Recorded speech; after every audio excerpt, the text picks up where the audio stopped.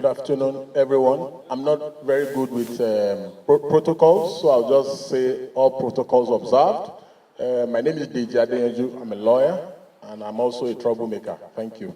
I'll now give the mic to Martins. Good afternoon, ladies and gentlemen. My name is Martins Vincent Ote. I am from Edo State. They call me Very Darkman on Instagram. Now that the camera is on me, thank God the people that move powers are here. I would like to say the people of Borno State, a flood carried their house, so they've contributed a lot of money for the governor and he's here to do something about them. So you people have to put focus on that before we move on. It's introduction, please. Yeah. Okay, dear colleagues, we didn't come here to play. Trouble I was referring to is good trouble, not bad trouble. Very, very good. Trouble towards development of our nation. Just introduction we want from you. Yes, my name is Deji Adeyanju. I've done the intro already. So I respectfully withdraw if there's any misgivings. Thank you. Chairman, all protocol duly observed. My name is Aweruswo Genomuwe Esquire. I'm a legal practitioner and I'm the counsel for Bobrisky, Idris, also known as Idris. Thank you very much. Thank you. We will come to that. Gentlemen of the press, ladies and gentlemen, this is a speech delivered by Honorable Ginger Onwusibe, Chairman Joint Committees on the investigation of disturbing allegations of corruption against the Economic and Financial Crimes Commission, Effcc, and the Nigerian Correctional Services during the investigation hearing on Monday, 30th September 2024 at the House of Representatives, New Building, National Assembly Complex. I welcome you all to this very significant investigative hearing on the allegations of corruption leveled against the Economic and Financial Crime Commission and the Nigerian Correctional Service by Mr. Idris O, a popular Nigerian cross-dresser also known as Bobrisky. It was reported that during his recent incarceration, Bobrisky was allegedly given separate accommodation outside the facility of the Nigerian Correctional Service due to financial inducements of some personnel of the Nigerian Correctional Service. It was also reported that some EFCC operatives demanded a sum of 15 million naira as bribe to give Bobrisky what is termed as soft landing in his case. Worthy of note is another financial inducement of an alleged 10 million naira to Falanas in their offer to Bobrisky to facilitate his release through the Minister of Justice using presidential pardon. Flowing from the above, it is very clear that these allegations of corruption are weighty controversies against two of the nation's key agencies. They are symbols of national unity, honor, and discipline. Hence, all must be ready to give the fullest cooperation as we try to get to the root cause and unravel the facts of the matter. Fellow Nigerians, you may agree with me that this development is very dangerous to the image of our country and democracy among the Committee of Nations, which calls for careful investigation, diligent analysis, and sober reflection. In course of our work, and looking sincerely at the terms of reference, we should be able to expose corrupt activities and risks. Need to keep public sector honest, transparent, and accountable, curb dishonest practices, and ensure public sector employees act in public interest. The danger of corruption in any public agency cannot be overemphasized, for it can result to financial losses, damage to employee morale, damage to its reputation, and lead to focus and resources being diverted away from delivering core statutory rules and services to the country. Corruption is an insidious plague that has a wide range of corrosive effects on the society. It undermines democracy and the rule of law and leads to violation of decent societal values. Widespread corruption deters investment, weakens economic growth, and undermines the rule of law. Corruption undermines public trust in authority, which can lead to civil unrest and unnecessary political dislocations and tensions. Today, we seek through probe into the allegations of corruption in Nigeria Correctional Services and the Economic Financial Crimes Commission. An unconditional comprehensive investigation into the damning allegations. You will agree with me that all allegations are reprehensible behavior, highest form of indiscipline, unprofessionalism, which must be confronted with absolute zero tolerance and severe consequences for would-be culprits. Therefore, our job as a committee is to engage in unconditional and comprehensive investigations of these allegations specified above. In fiercely resisting this scandal, which has caused serious rupture within the concerned two national agencies, this committee will not tolerate any compromise on its core values of integrity, transparency, and accountability. And we must be thorough and unbiased in our investigation. In the face of these brushing challenges, and I implore us all to pay adequate attention in uploading valuable guidelines, practical strategies, and vigorous perspectives to ultimately prescribe reasonable advice to relevant stakeholders and punishment as the deterrence to others in future.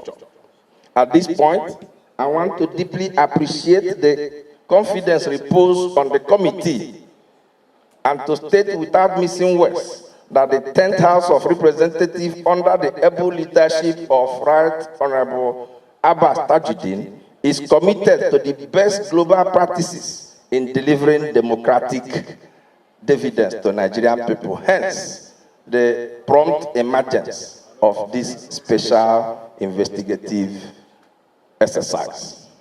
Before I conclude, I want to call our attention to the fact that we must limit ourselves to the subject matter for which we are here today. We don't want anybody to deviate from the reasons why we are here today. And the reasons why we are here today is very clear. And I have mentioned three of them. One is that the Economic and Financial Crimes Commission was accused of demanding and receiving bribes in the sum of 15 million to remove 2 counts of money laundering contained in the original 6-count charge against Mr. Idris from the Federal High Court. Secondly, that the correctional facility collected the sum of 15 million from Mr. Idris to place him in VIP accommodation, being an apartment outside the correctional facility for the duration of his prison term. Thirdly, that Mr. Femi Falana's son collected the sum of 10 million naira from Mr. Idris to pursue a pardon from President Bola Ahmed Tinubu through the Minister of Justice and Attorney General of the Federation. Conclusion. As a committee, we must be able to put on our moral armor to crack severely the foundation of these weighty and devastating allegations, to try and rescue the federal agencies involved from the brink of unprecedented danger and ridicule. Finally, we should also be able to evolve a strategy to jointly prescribe the culture of true professional ethos within the Nigerian Correctional Services and the Effcc. God bless you all and happy deliberation. Ginger Onsibe, House Committee Chairman on Financial Crimes. Thank you, ladies and gentlemen. That was the chairman of the Joint Committee. Honorable members, distinguished guests, ladies and gentlemen, may I have the permission of the chairman to me and Bobrisky. So I don't see any reason why I'll be here and Bobrisky will not be here. Now, my lawyer will be the one to talk, and I will not say a word because I will not want to walk out on the people that are old enough to be my father. So I won't say anything until Bobrisky is here and the Effcc chairman is here. Thank you very much. Let me crave your indulgence to say that I do know this is Parliament, presided over by the chairman of the House Committee on Anti-Corruption, and very eminent members of this committee. Let us be bound by the rules of this business. The very fundamental rule that we have as a rule of practice here in Parliament is that when a witness is invited to testify, the witness can only leave the point of testimony upon being discharged by the chairman. And so with due respect to the first witness that has been called, I want to move, Mr. Chairman, that the witness so called, as it were, goes back to the point of testimony until he's discharged by the chairman of this hallowed committee. That is first. Then second, it is not the witness that sets the rule for Parliament. Parliament has its rule of practice. And so to that extent, it is from the chair that will determine the rules for this proceeding. So it's the chairman that can discharge a witness, the chairman that sets the rules. So to that extent, Mr. Chairman, may I move with respect a motion that the first witness as called to testify be sworn, as it is the practice of Parliament. Then we'll take it up from there, Mr. Chairman. This is serious business, and this is not the first time we're having an investigative hearing. Thank you, Mr. Chairman. I so move. I represent the Nigerians, especially the heartbeat of Lagos, which is solved. Mr. Chairman and the co-chairman and distinguished colleague, by virtue of Section 88, Sub 1, Sub B, this Parliament has the power to invite anybody and investigate any person.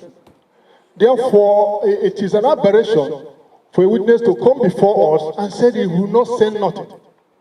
Mr. Chairman, in line with the previous speaker, I insist, this House insists that the witness return back to the witness box and give them the second. I hereby second it. That Mr. Martins Vincent return to the witness box and continue with his presentations. If you are in support, may you say aye? Aye. Those who are against, say nay. The ayes have it.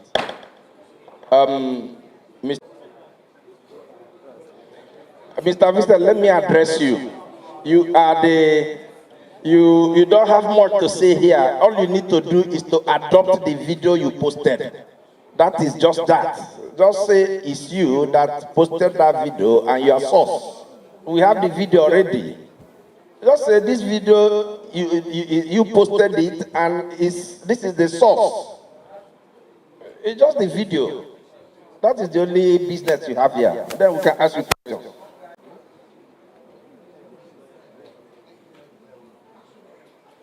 As I earlier said, my lawyer will be the one to speak. I'm not saying anything. Thank you.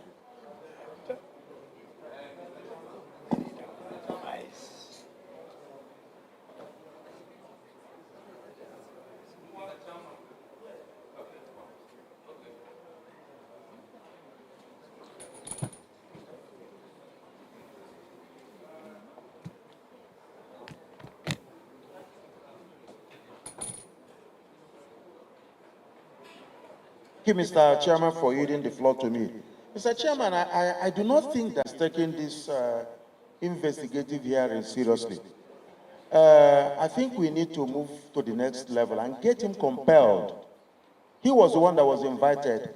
So if he came here with his lawyer, that is his own private business.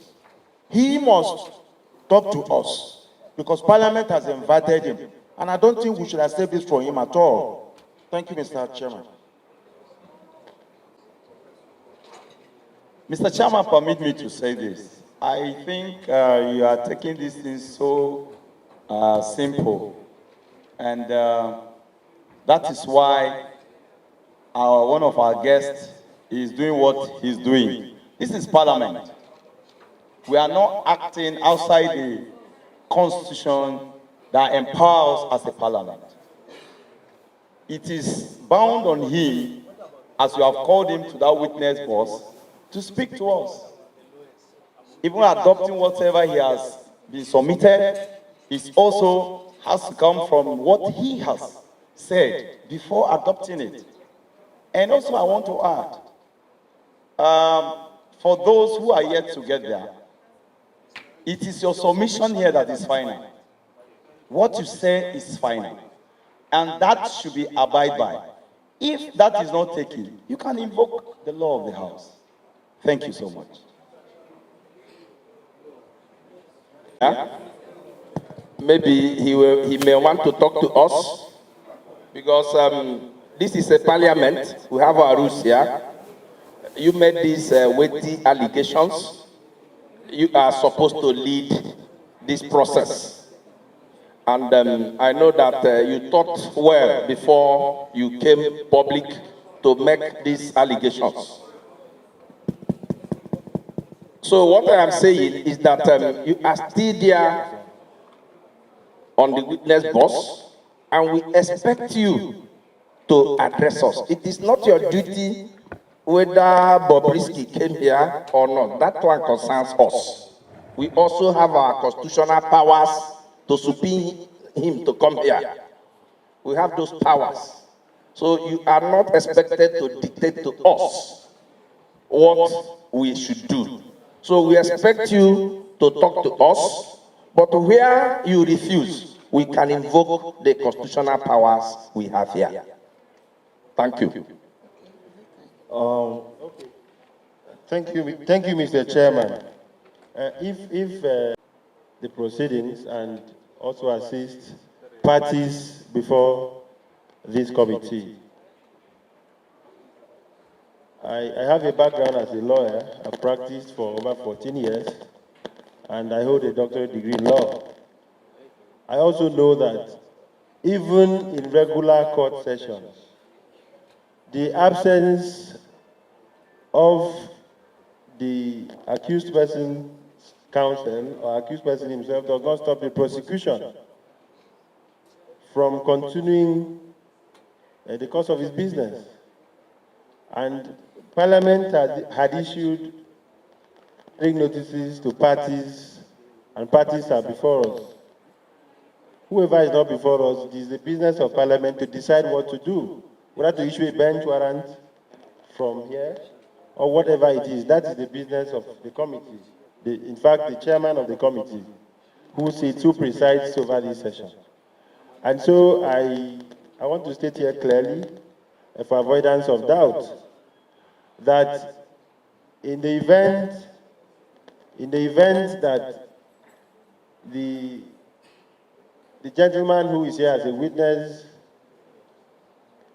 refuses to respect the fully constituted committee of the House, sitting in its place as under the mandate of the National Assembly, pursuant to the relevant provisions of the Constitution, part of Parliament, according to the justice of this case. Thank you, Mr. Chairman. To invite senior government officials that have come here. Members of the House of Reps are gathered here based on the allegations that were made. So I think it's important to emphasize that the witness needs to speak to these allegations that were on social media to speak and let us understand how and why these allegations were made. You need to speak as a witness, as I've been invited. Otherwise, this House will exercise its powers as members have said. Senior government officials are here. The Correctional Service, the Economic and Financial Crimes Commission, they are all here. So it's important that you speak to these allegations that you made, please. All right. Can I? Kelechi Nwogu. Why we step in here today? The gentleman there has already been administered oath here, and we're elected by the people. We are not just here by our own. Our people mandated us to be here. And the House has directed that we must carry on with this investigation. We have investigated a lot of agencies, not just individuals. Where an institution like Effcc, prisons, have been mentioned, you can't sweep it under the carpet.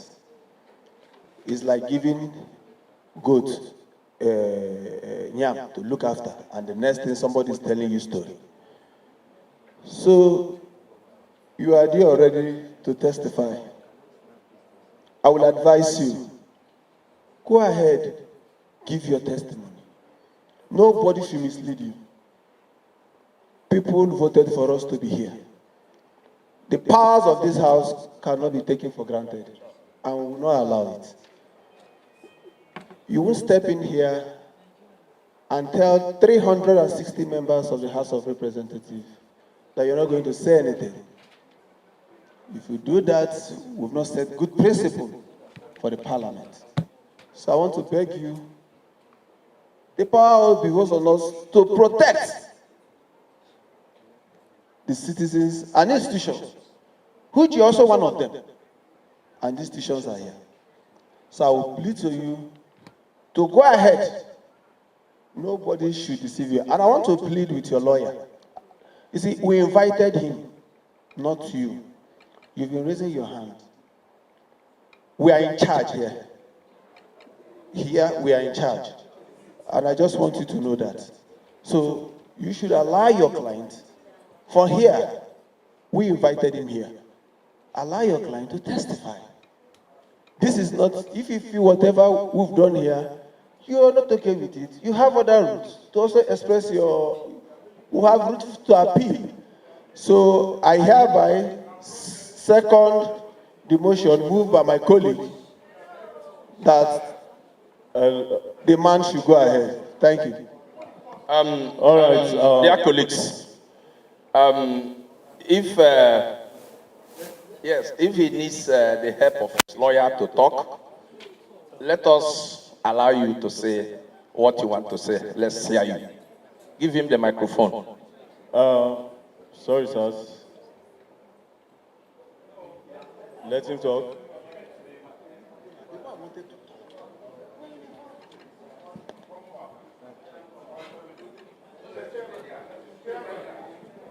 So basically, what he's saying is that the person who made all the allegations against the security agencies is not here. The person does not respect this House. That's what he's saying. Number two, I'm just re-echoing what we have discussed. Number two, he's saying that he has not said he's not going to speak. At least we came prepared. We came with almost everything that is needed by this committee here. We have even come with additional evidence that is not even available online. We have come with everything. So he's not saying, I don't want to assist the committee, I don't want to talk. He's saying because that person who should be here, who is not here, who has sent a lawyer to represent he or she, that he too is not going to talk directly, that he's going to talk to his counsel. That's just all he's saying, and nothing more. In addition, I would like to say, the man from my state He said if I don't speak, they'll move a motion to detain me. I will not mind being detained until, I will not mind, Oga, sorry, please. And also, in the voice notes, Bobrisky said something about a godfather. So it's obvious that there's a godfather somewhere that might maybe told him not to come, and then nothing will happen because he has disrespected everybody here by not coming, and you are trying to force me to talk, and you are already throwing a little threat that you detain me. I'll stay in the cell, and this is not my first time, it's not my second time. So I'll go and stay there until he's ready. But for now, I will not say anything. If I say anything, let me die. It's okay. The Learned Council, we have taken note of the fact that Bobrisky is not here. It is on us to decide the next line of action, not on you. He has let us know that you came here prepared. Why don't you allow your client to make his speeches and adopt the documents here and submit it? Yeah. Because let me tell you, excuse me. Yes, excuse me. Order, please. We didn't come here to play. We did not come here to play. That Bobrisky is not here. He is not the only person we invited. We invited Effcc, they are here. Members of the correctional services, they are here. There are other people who are also here. Even the prosecutor is here. The man you are accusing that withdrew the charges is here. It's not only Bobrisky. The same people that are accused of collecting money and moving him from the medium prison to elsewhere, they are also here. So it's not only Bobrisky that is here. We can take you people today, take correctional, take Effcc. If Bobrisky did not arrive at the end of this section, we will also take a decision on it. So I don't think we should be begging or pleading with you people to take care of this, to talk on this. I don't think so. We don't even want any legal representation here. Your client is here. He is here, life and body. So this controversy don't need to arise at all. Yes.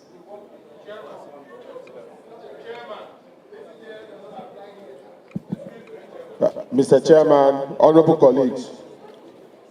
Mr. Chairman, honorable colleagues. There's a saying where we come from that a clear conscience will ultimately fear no accusation. I see no reason why an adaptation of his documents, both online and the additional ones which you have said you have brought, cannot be made. But to make a mockery of the House and say you will not speak, and if you speak, you will die, is not civil, which I expect us all to be at this point. We are not prosecuting him. We are trying to find out and get to the root of this very heinous and grievous allegations made to state officials. So, my brother, his legal counsel, I implore you to speak to your client to do the needful and we'll move forward. Bobrisky, whether he, she, it is not here, it is irrelevant. Because when he, she, whatever, is going to be spoken to, if he's not here, then we will handle that issue there. The Economic Crimes Commission is here, the correctional services are here. So let us move forward, my dear brother. Thank you. Mr. Chairman, I yield. Mr. Chairman, meeting him or not, that Bobrisky, who is the center of this matter, should be properly addressed so that we do not send a wrong signal. Already Bobrisky is claiming to be untouchable. Is claiming to be untouchable. He has put the Effcc in bad light. He has put the correctional services in very bad light. And this young man, even though his speech is very is unbecoming, I do not support the way you have spoken here. But let this young man not use us to shine. We must do the proper thing. Bobrisky should be addressed, issues should be addressed properly. If the man says, I talked about Bobrisky, and the Bobrisky is not here, please, I want him to be here so that you hear what I will say. Bobrisky should be brought here. Please, my dear colleagues, let's not, I'm saying as a caution, if you want me to move it, it will be, if it is a motion, I thereby move that Bobrisky, okay, if we're not there.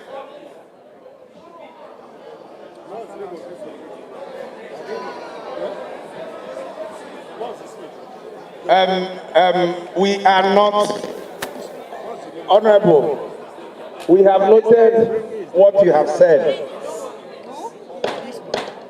Order, please. Order, please. We have noted what you have said. Nobody amongst us here is saying that because Bobrisky did not come here today, that he or she will not come here. What we are saying is that we are not there yet. We have our order here. When it gets to him and he is not here, we will also deal with that. So that is what we are saying. So, council,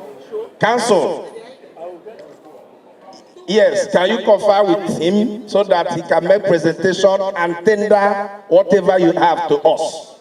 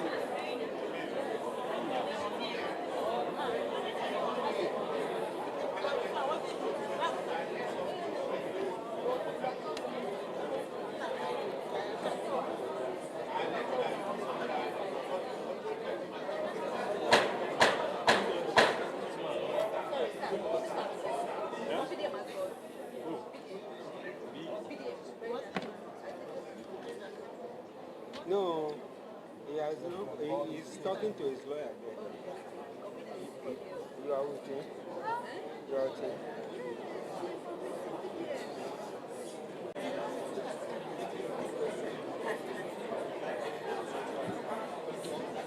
Council, are you okay now?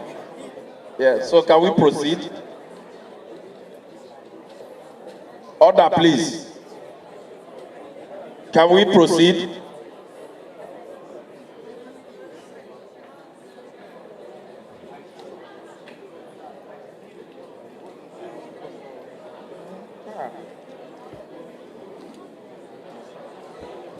Can we proceed?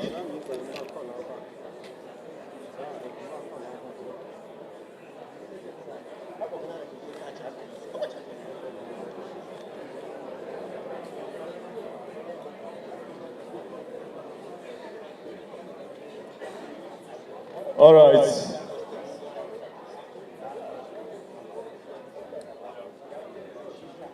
All right, can I go on to speak now? So, initially I say if I speak, let me die, I will not die again. So, I will just go on to...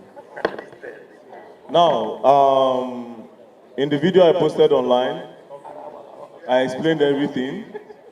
For the people that saw the video, it was well detailed and well explained. How I got hold of that recording is as a result of Bobrisky blackmailing somebody he owes money.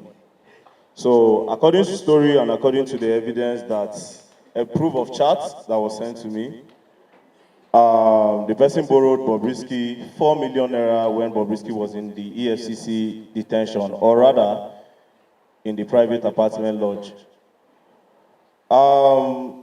The person gave him the money on the, on the 19/6/2024. The person gave him the money, 4 million naira. It was transferred to this account number, 0496411279. Abiola Okuneye, and as you know, Bobrisky's name is Okuneye, so apparently, Kuda Bank. So apparently, it's his brother's account. So when it was time to get the money back, according to the story the guy told me and the evidence I saw, he told Bobrisky he wanted that money to complete his building in Lagos. So that was why I borrowed him the money. It was now time to pay. From the receipt I have here, he sent him a message. Bobrisky refused to respond. Sent him another one after like few days. Bobrisky also refused to respond. When Bobrisky eventually responded, Bobrisky said, I'm going to give you the money in, I think, September. So September 1st, the guy reached out to Bobrisky again. Bobrisky refused. And the next thing that followed it was blackmail. He said, I will tell them that you are smooshing me and you are kissing me. So the guy felt very, very somehow because felt like he was not going to get his money. God so kind, there's very dark man that has the platform to call out the people that owes money and they will pay. So a friend of mine who is very popular contacted me and he said, VDM, see what's going on. And I said, okay, no problem. If you have received, send it.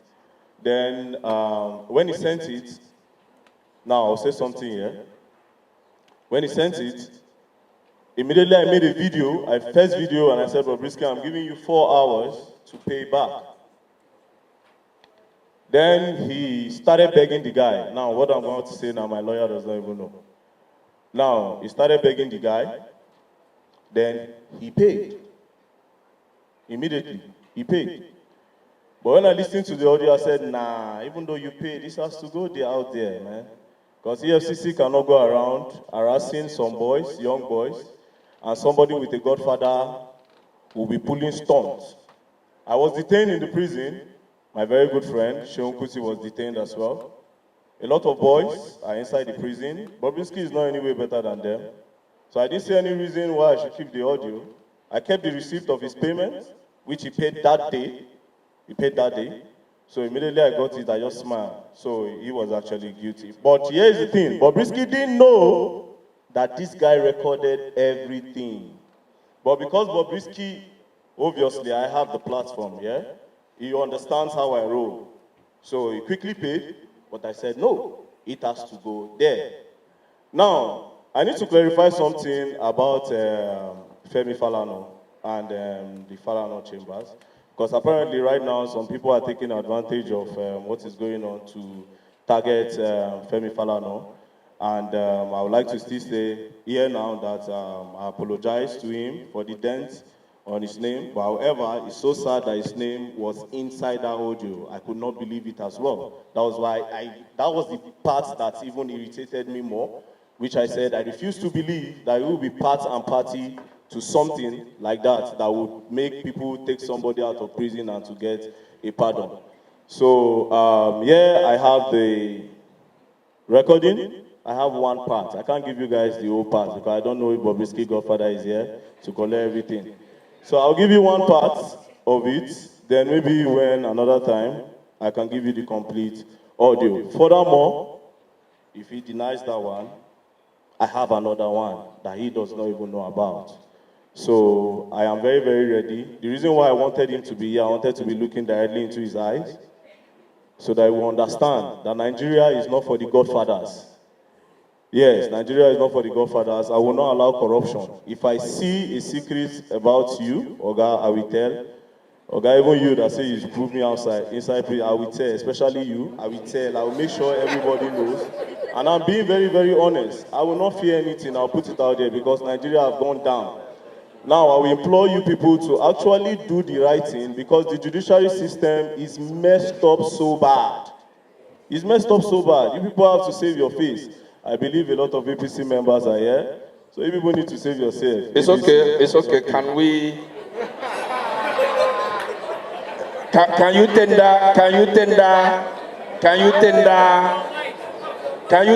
what you have to the clerk?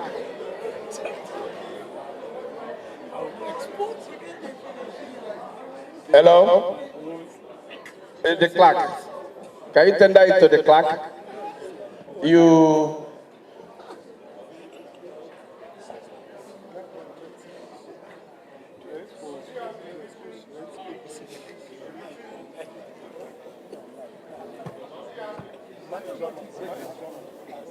All right, so I'll state the things I'll be giving.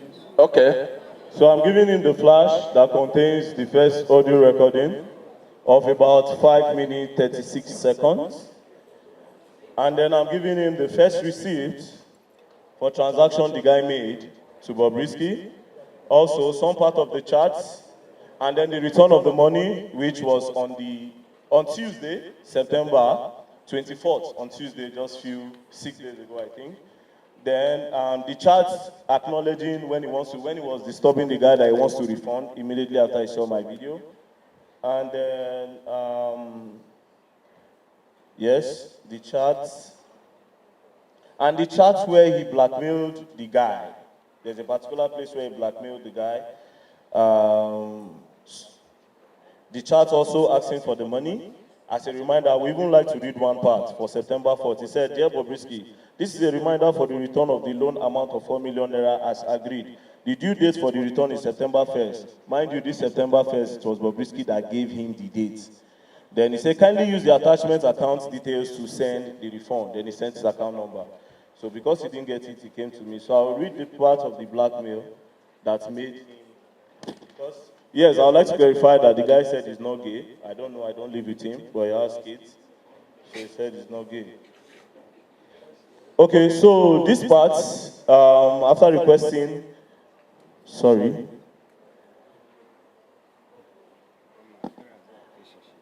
Okay, I'll still bring more parts. So this part, the guy went on saying things like, I helped you when you needed help. When it's time to pay me back, you have been stressing me, this is not fair. How will you pay me like this? Then Bobrisky went on to say, when you kiss me and smoosh me, did you give me any money? Are you mad? Your visit to Nigeria that you kissed me in Lagos, did you give me anything? I didn't ask you for money, no, because I am fucking okay. If not EFCC, you think I'm going to ask you for money? Does that mean it's because of EFCC is asking for the money? So if not EFCC, do you think I'm going to ask you for money? You are typing all this message to someone help you post flyers without collecting anything from you. Wow. Go ahead and call me out. I will respond to you on IG. You know I am shameless and I don't care. You will get your money, I have your account. I don't want to look like someone that is ungrateful. But threatening me that you give me 24 hours is the height of it. I am waiting for you to post or call me out. So apparently the guy told him he was going to tell me. So these are the evidence I'm going to present for now. Additionally, after this, there's a second one and there's a third one, of course. Okay. And I'll give everything. Thank you. Dear colleagues, do you have any... Okay. Well, I will just need... He has received it. The clerk has received it. They have done that. Let's take... You have received the clerk. Okay, good.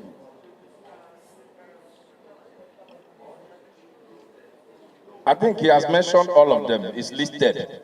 It's listed. So my name is Kafila Togbara. I represent Koshofe Federal Constituency. I'm from Lagos State, the Center of Excellence. Honestly, I can't believe I'm sitting in this house because of, as an individual, I'm speaking as an individual now, because of a Bobrisky or a very dark man. Because this house has very, very important things to do. In fact, a lot of us have like 3-4 meetings holding somewhere else that we are supposed to be attending. But we are here because of our institutions that have been mentioned in the matter. And then we have somebody come here that say that he will die if he has to speak. And you have finally spoken. Hello! You have finally spoken. And we are happy that you have spoken. Before now, we are supposed to have had all the necessary documents, even before we came here.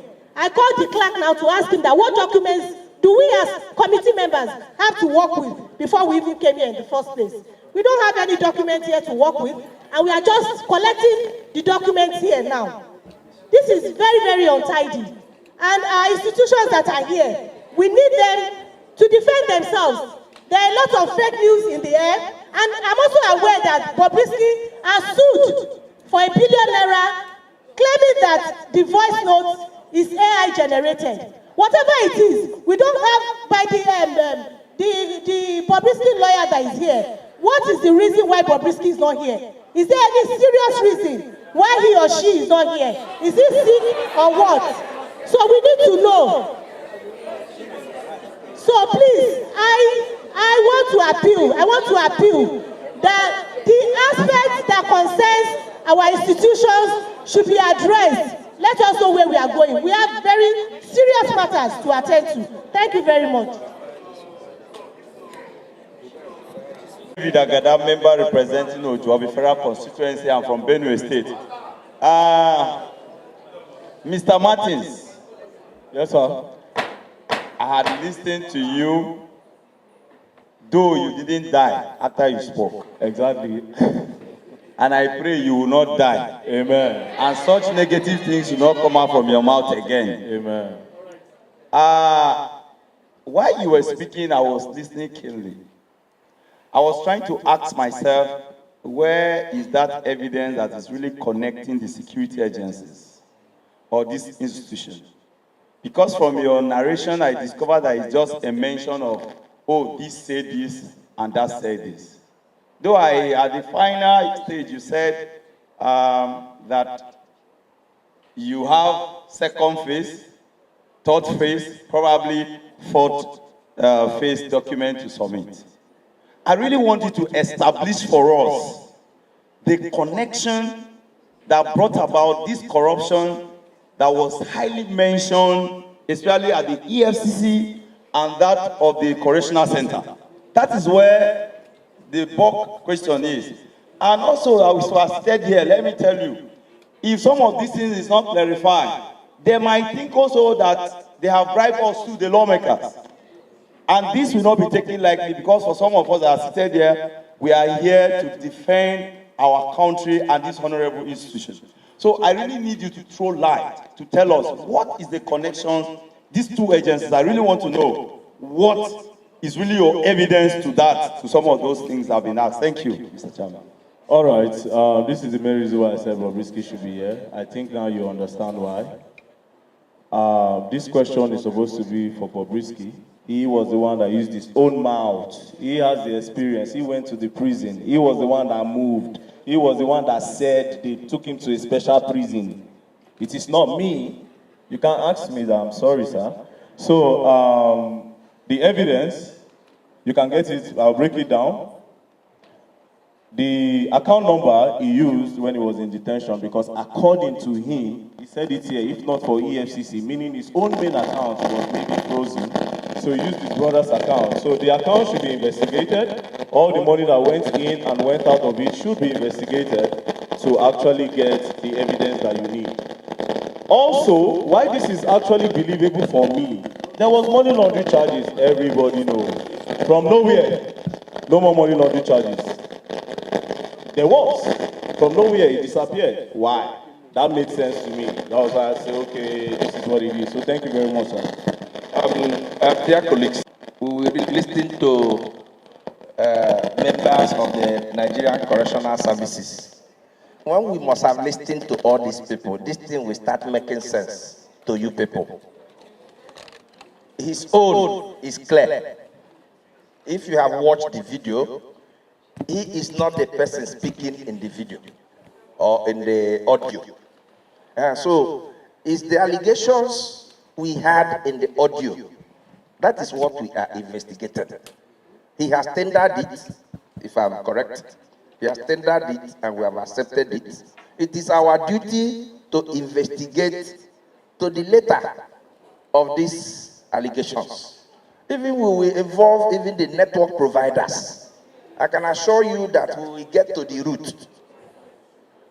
The issue of whether he was detained in the medium or maximum, we are also going to listen to these people here today. So let us not rush some of these things. If we have any other person who wants to ask questions to him, so that let him take his questions, we can bring the next people to this place. And so that we don't misunderstand ourselves outside the precincts of Parliament. The essence, I moved the motion first and foremost. My name is Dr. Patrick Umo. I moved that motion for this investigation to be carried out. Now, the investigative hearing is premised on the fact that there are two principal institutions created by acts of Parliament. The first is the Economic and Financial Crimes Commission, and the second is the Nigerian Correctional Service. And as an institution of Parliament, we have a duty to protect the image of our country. And it is just not enough. It is not just enough for us to fold our arms and watch either the veracity of what is said or the propaganda against our institutions. And so it is this kind of investigative hearing that will expose the veracity, the correctness or otherwise of what is on ground. As a parliament, we are not here because of Bobrisky or very Darkman. We are here because two principal institutions of the Federal Republic of Nigeria are affected, and that is the Effcc and the Correctional Service. And again, this is not to prejudice whatever investigations we are going to do. This is also to send a signal to the media community, because we are in very rough times that mere statements made against institutions such as the Effcc or the Nigerian Correctional Service can bring down the country. Whatever this means, this is the point to go with. If we allow mere propaganda to thrive without having this kind of investigative hearing, then we're in trouble in our country. And so this is why we have this investigative hearing. It is not about it is not about very Darkman or Bobrisky. We are not interested in your private affairs. And again, like I said, not to prejudice whatever investigations we are carrying out. My learned friend knows, and many other lawyers who are here know, that he who assets, the onus is on him to prove. So that is the weight of the evidence. If when you assert, you must prove, because you are the one who has brought this to the fore. That's one. And then two, my learned friend also knows that a prosecution in regular court cases can amend charges, can drop charges. In fact, that is why it is in law allowed for even the Attorney General to enter an early prosecution. So that's the law. So we are not there yet, but that's why I said I don't want to say this to prejudice anything. But then be that as it may, gentlemen, please, I am protected by the chairman. Be that as it may, you have evidence to tender. You should have the confidence of Parliament. Most of us who are here, listen, most of us who are here because we are representing the conscience, the collective conscience of Nigerians. And for most of us to spend time to sit down and participate in this hearing, we are interested in this country. Now, when you tender documents in part, you are not helping this investigation. But if you tender your documents properly and in full, we will mark them accordingly, and then take the other parties or the other witnesses we will call accordingly, and it will help us in our investigation. If you tender in part, your lawyer knows you are not helping this investigation. And then you have no discretion as far as tendering of documents is concerned. Counsel, please, I'm talking. You don't confuse him. You don't have discretion whatsoever before Parliament to choose, to pick and choose what documents to tender. We will foreclose you if you cannot tender all your documents and move to call the next witness. Thank you very much. All right. Sir, you see the reason why I refused to tender everything I had. You heard what the woman said. Bobrisky have said that it is AI. They have sold you 1 billion. And all that. You understand? They're already calling it AI. Now, the good part I have proves that it's not AI. You see the point? I know why I did that. You understand?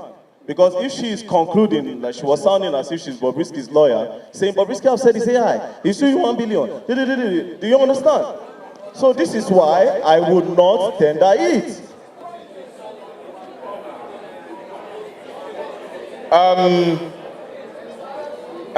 Order, please. Order.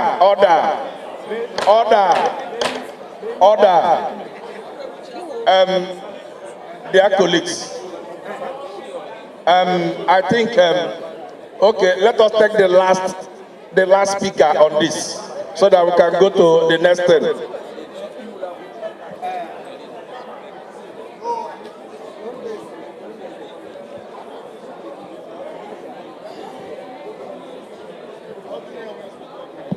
Thank you very much, Mr. Chairman.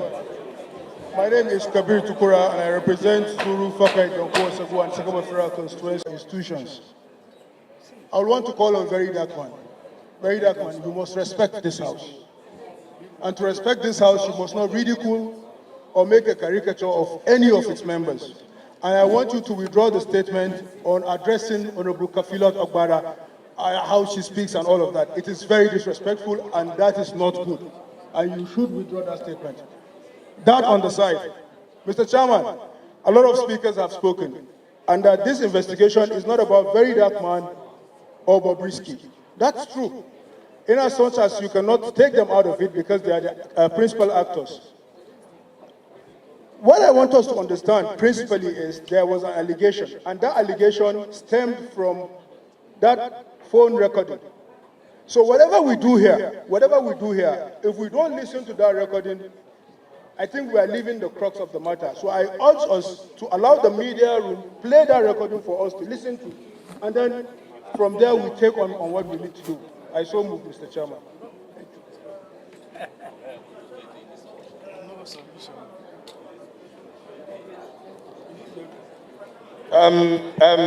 Excuse me, please.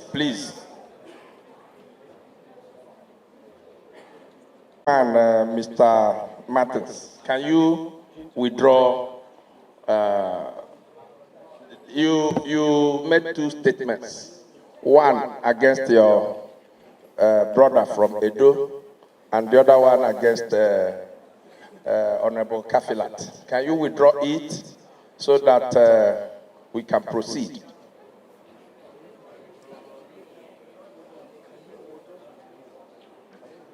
Can you put on your microphone? Can you put on your microphone? I withdraw the statements made to our elder statesman from Edo State. I'm very sorry, sir. And Mama, I'm also very, very sorry, and I withdraw it. Thank you very much.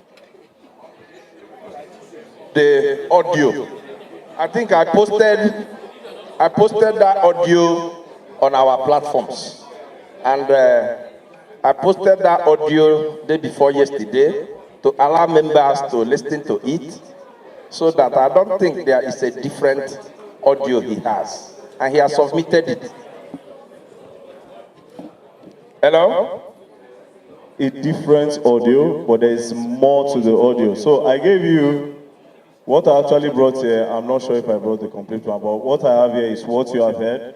It's actually an 11 minutes, over 11 minutes audio, where I broke it down and posted the half, and then there's another one.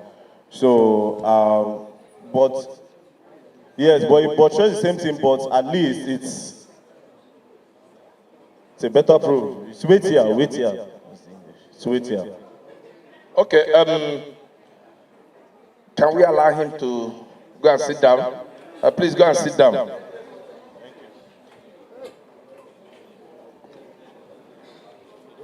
Clerk, who is the next person? In absence of Mr. Okunaya Idris Olarewaju, Mr. Okunaya Idris Olarewaju, aka Bobrisky,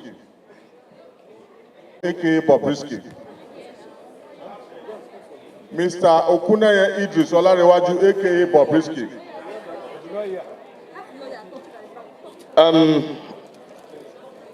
Dear colleagues, I don't think it's in the culture of this parliament to have legal representations in issues like this. So we are not going to accept legal representation. Like I said before, when we get to every stage, we address it. This is the time now for us to address the issue of the absence of Mr. Idris. Yeah. Is it? Okay, legal counsel, can you tell us why he is not here?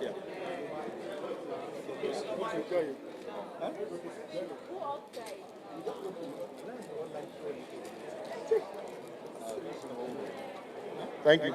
Mr. Chairman, sir, I want to apologize for the absence of my client. But I also want to state something on record. The institution of this panel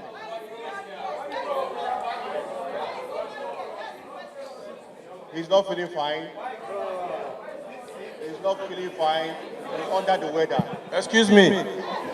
Sir? Let me lay foundation. Order, please. Order, please. Mr. Chairman. Order, please. This is supposed to be a committee of fair hearing, isn't it? No, order, please. Let's hear him. Let's hear him. Let me lay foundation. Let's hear him. Go straight to the point, please. Okay, thank you, Mr. Chairman. Mr. Okuneye Idris is unavailable absence because of his ill health. But I came in from Lagos this morning to show respect to the committee.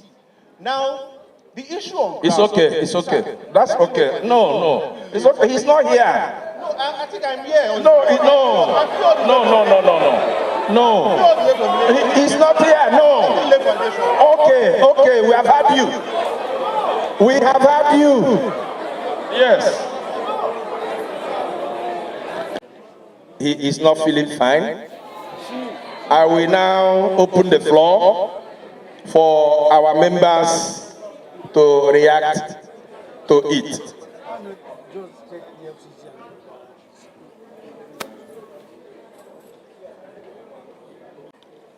And I represent the good people of Okwa East and West Federal Constituency in Abia State. Mr. Chairman, the attorney that has come to represent Bobrisky has just told us that he is not here because he's indisposed, correct? He said he's not feeling well, not so. Do you have any letter from the doctor or medical report so that you shouldn't have said it? For you to have come here and given all that kind of excuse, you should have been accompanied with a medical report to say that he's so unwell that he cannot be here. So please, when next we invite him, we hope he will be well by that time. Thank you. My name is Honorable Engineer Dominic Ifeanyi. I know that our letter was addressed specifically to Bobrisky. The council, can you give us a letter from him? Because anybody can come here and claim that it's council. Is there any letter you have here to confirm to us that you're actually representing him? The authority letter you have from him. Thank you.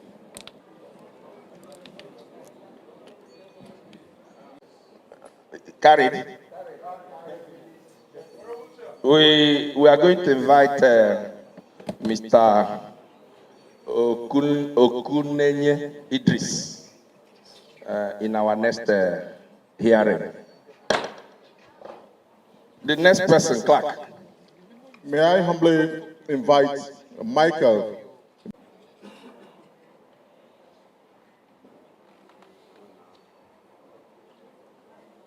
Mr. Chairman.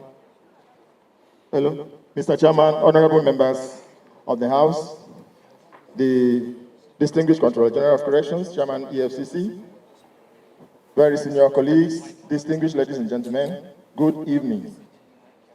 My name is Michael Benson Anogwa, Deputy Controller of Corrections and the officer in charge, Medium Security Custodial Facility in Kirikiri, Lagos. And I stand here to defend that Idris Okuneye Olarewaju was interred into the Nigerian Correctional Facility Medium Security Custodial Center in Lagos on the 12th of April with a valid warrant and a transfer order from Ikoyi Medium Security Custodial Facility. The warrant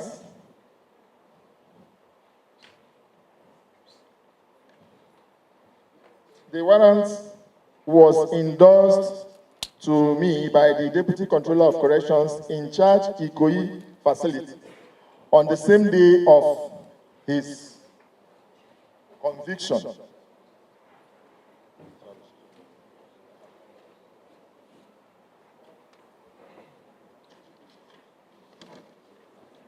This is the warrant, and I believe strongly is attached to the documents that we have submitted to the committee.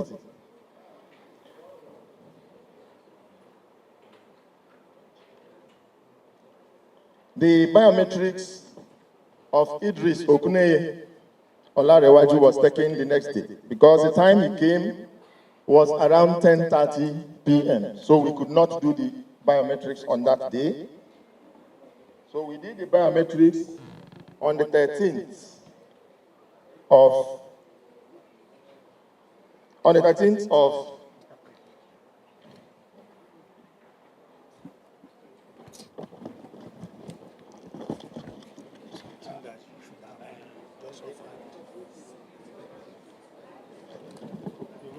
Hello, sorry.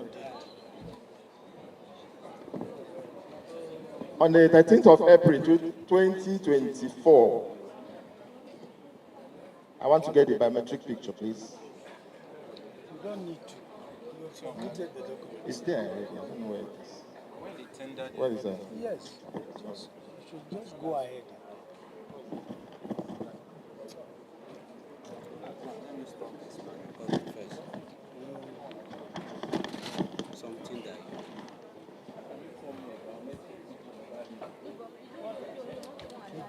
Give me the biometrics. you should just say. This is the biometrics picture of capturing of Idris Okuneye Olarewaju on admission on the 13th of April 2024 at Medium Security Custodial Center in Lagos.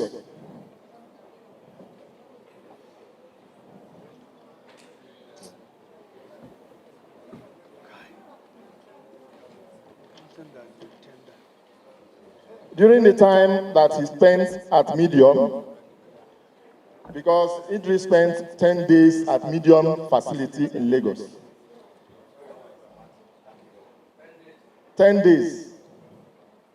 He spent 10 days, 12th to 22nd.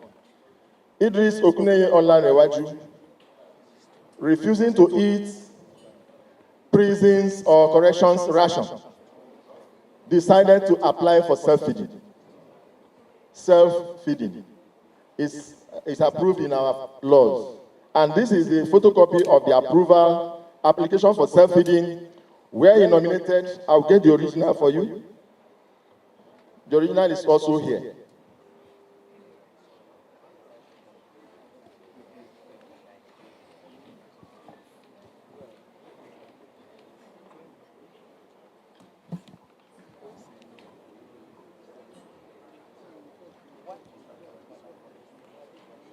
So you can order food from the best restaurant. So the application for self-feeding was approved.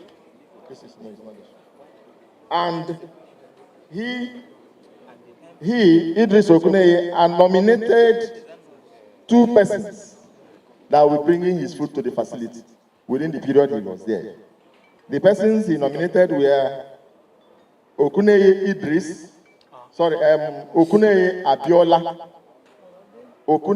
Abiola, and Moji Okuneye. Okuneye Abiola and Moji Okuneye.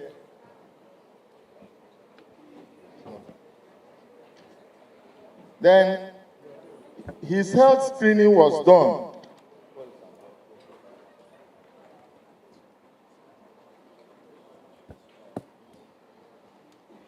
During the admission, we discovered that Idris had a peculiar features that can not allow us to put him in a general apartment.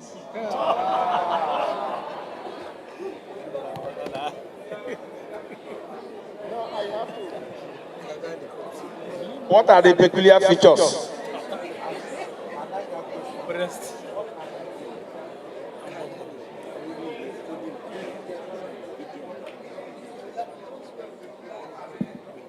Features, please.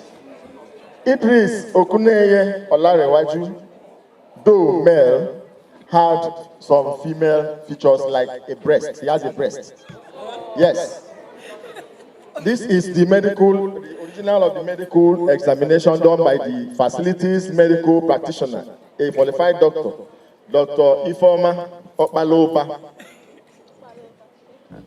In this, the admission board had to enter into a meeting to discuss on the best practices and the best way to manage him. Then we arrived at the conclusion that we have to put him in a protective custody, which we did. And he spent his time at Medium, the 10 days, in our P Ward Room 2. P Ward Room 2 of the facility. And alone in that particular room. Why we did that is that because we have to abide by the international best practices and according to our laws. If you look at the Correction Act, Chapter 2A, 21A, you find out that we have to abide by the international human rights as approved by the United Nations. And because of the United Nations Act, that's Chapter 21A of the Corrections Act, and also Chapter 13 of the Corrections Act, 1A, I to V. 1A, I to V. Is section 13, 1A, I to V, where we have to look at certain features of an inmate before we use a particular management style. Corrections management is not done on social media. It's not done on the pages of the newspaper. It is a professional job done by well-trained officers for corrections management. And everybody, notwithstanding that our laws maybe have not actually recognized the issue of someone being a transgender, but we have to protect him. His rights are sacrosanct. His rights is important for us to protect. And that is why we don't have to, if we throw him into a general cell, before the next morning they'll bring out a dead body. Because there are a lot of people there who are convicted and are standing trial for rape and even sodomy. So we cannot allow that. If we had allowed that to happen, the same public that are clapping for VDM and Bobrisky today will begin to cast aspersions on the Nigerian Correctional Service for not managing Bobrisky well.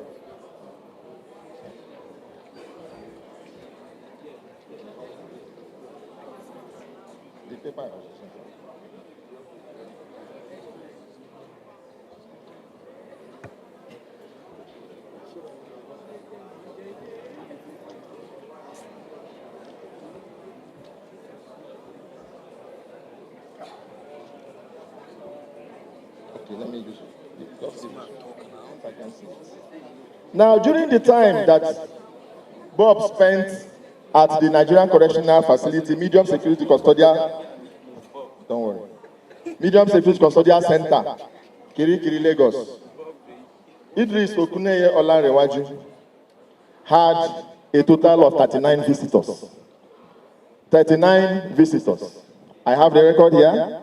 And the visit form that we have, we designed, that we use, the visit form has position for the name of the visitor, the visit date, the visitor's address, visitor's phone number, visitor's occupation, the name of the inmate that that is to receive the visit, a relationship with the visitor, and the inmate's consent. Before you see an inmate, the inmate will have to consent that he or she wants to see you. So after filling the form on 13th April 2024, Idris Okuneye Olarewaju had 6 visitors. Abiodo Okuneye, Kayode Okuneye, Adebolo Okuneye, Abiola Okuneye, Bukola Okuneye, and Mrs. Moji Okuneye. These are the 6 that visited on the 13th. On the 14th, he had 1 visitor, the legal counsel, Barrister Nike Goncaves.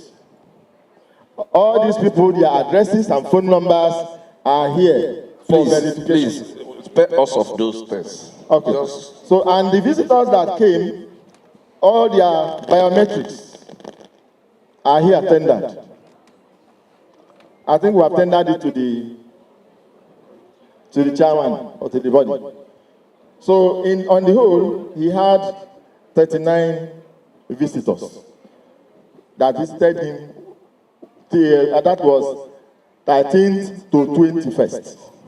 Those who came to visit. Yeah. Then on the 21st, I, Michael Benson, and over Deputy Controller of Corrections, took permission from my command controller to travel to our Corrections Academy at Ijebibo to write my command course exam, which was to come up the next day, 22nd. So, and the Idris visits, I handled it personally. So on the 22nd, I was not available in the facility. I went to Jebibo. When my controller put a call across and told me that he is moving him to maximum on security, for security reasons. He's not supposed to tell me. He's the command controller. But he gave me that respect and called me to tell me that look at. I said, no problem, sir. Go ahead. And he was moved to maximum on the 22nd of April 2022. So the account I gave is what happened at medium between 12th and the 21st of April 2022. Thank you, sir. We have, yes, we'll take it one by one, please. We have listened to him. I understand that what category of people do you keep at the medium security, and what category of offenses do you keep at maximum? Thank you, sir. As the name implies, medium security, mostly the people we keep at medium security custodial center are mostly minor offenders and first offenders as well. So it's sometimes that we have, because of overflow of the big custodial centers that manage big offenders, that they bring some of those big offenders to medium to give space. Was there an overflow? Because I want to know the reason why you should take somebody who just committed an offense of abuse of naira to maximum security, where you keep people who committed maximum capital offenses. Because I want to know, because it's at this point that we need to trace this allegation of the fact that he was not kept, he was kept outside the prison environment. Because I want to know why he was moved from the medium to the maximum. What is the reason? Okay, sir. The reason is, one, there was social media hype because Idris' friends and some family members donated chairs, 21 plastic chairs, to the visit area environment that doesn't have, they have inconvenient chairs. Chairs were not enough. So when they come to visit sometimes, hello, when they come to visit us, they discover that there is lack of chairs.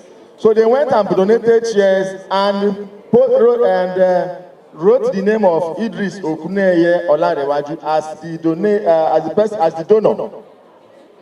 Then the next minute it went viral on social media, sensing that this may cause security breach. The controller took action. Who moved him? Who moved him? I was not present, but my... let me say. I was not present, but let me tell you. Excuse me, are you trying to say that up till now, even when you came back, you don't know who moved him? No, I said my command controller. Order, please, order. They should, people need to understand our hierarchy. We have a hierarchy. Yeah. We have a controller general. That's what I'm saying. Who moved him? The state command controller is in charge of the whole of Lagos State. He can move into any facility. If he sees... Is it the state controller that moved him? Yes, he's the state controller, sir. Good. I hope you have cameras around the premises, CCTV, around the premises of the prisons, the correctional facility. Sir, medium, no. You don't have cameras? In medium, we don't have. Excuse me. Do you have cameras in the maximum? In maximum, we have. In medium, we don't have. Can you tender cameras from when he came into the maximum and also when he left the maximum? I'm not the officer in charge maximum.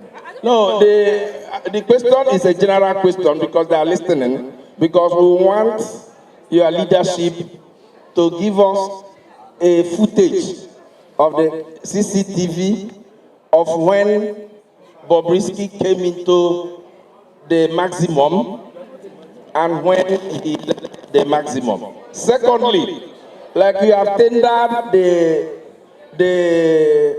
visitors row book. Yes, sir. How they visited him in the medium.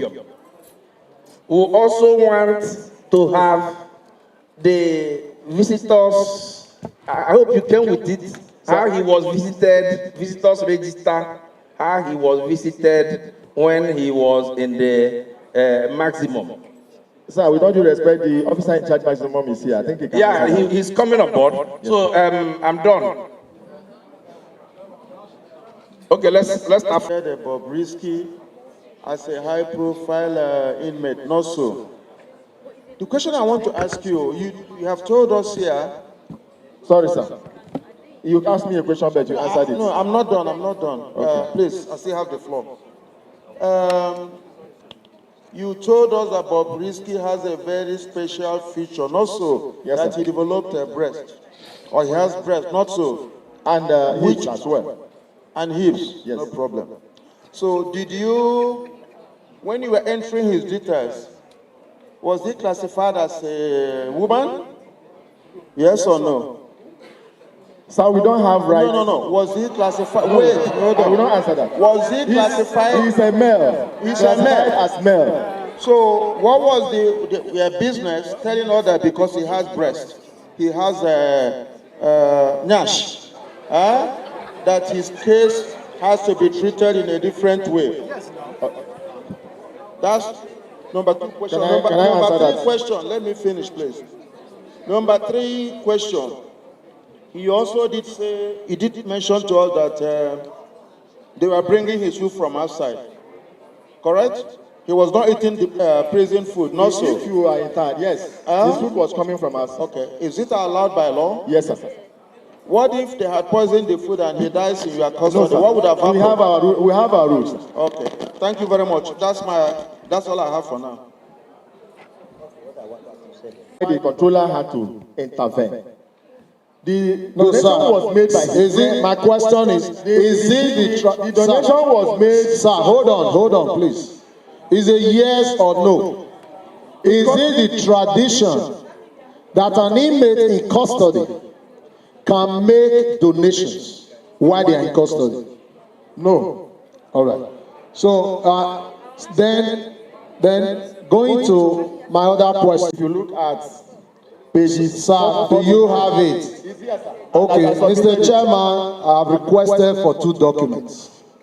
The first one is the paperwork the day he was admitted, and the second one is a discharge letter the day he was moved from that medium security, and you have an admittance letter when you took him to the maximum. I have all that. Okay, Mr. Chairman, I'm requesting for that as well. And officer, Sir. now, don't you think the donation of those chairs would have influenced the movement of Mr. Okuneye from medium to maximum?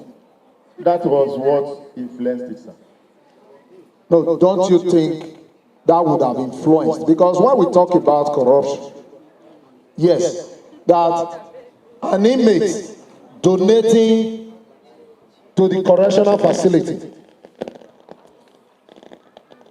Now, I asked before, you said no, it's not a tradition. But yet you received it and you accepted it. Sir, I want to tell you, I told and you wrote, hold on, sir. The chairs even came with his name imprinted on them, correct? I was not the one that received it, sir. I told you that I traveled. Sir, you are representing your institution. Yes, but I will tell you. Sir, are you representing your institution? You are old, sir. Be careful. I know. So if you are old, be careful what you say. You remember that I said I went for exam on the 21st. After 21st visit, it was there that I was told that these chairs came. And it cost. Sir, are you speaking on your personal capacity or you are speaking on behalf of your institution?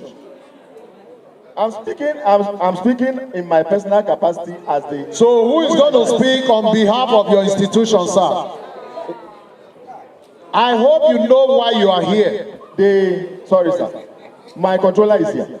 Okay. All right. So, well, let me finish the questions. Mr. Chairman, I've requested for those documents and I wish they will be submitted. I want to yield back. Thank you very much.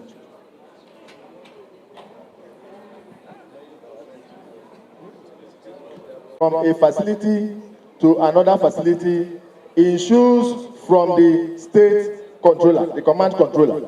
He will give his authorization in writing. And when you receive the authorization, you write your own transfer letter to the next facility where the inmate is going. There is 2 forms that we complete that will accompany the letter, Forms 5 and Forms 5A. Those 2 forms, you send it to state controller to sign it. When the state controller signs that Form 5 and 5A, you come to your facility and keep the Form 5 as the evidence of the movement. And use the Form 5A and your letter to carry the inmate to the next facility. When you get to the next facility, there's what we call body receipt. Body receipt will be issued to you by the records officer in that facility to accept that they received this particular inmate. All those documents, I submitted them, sir.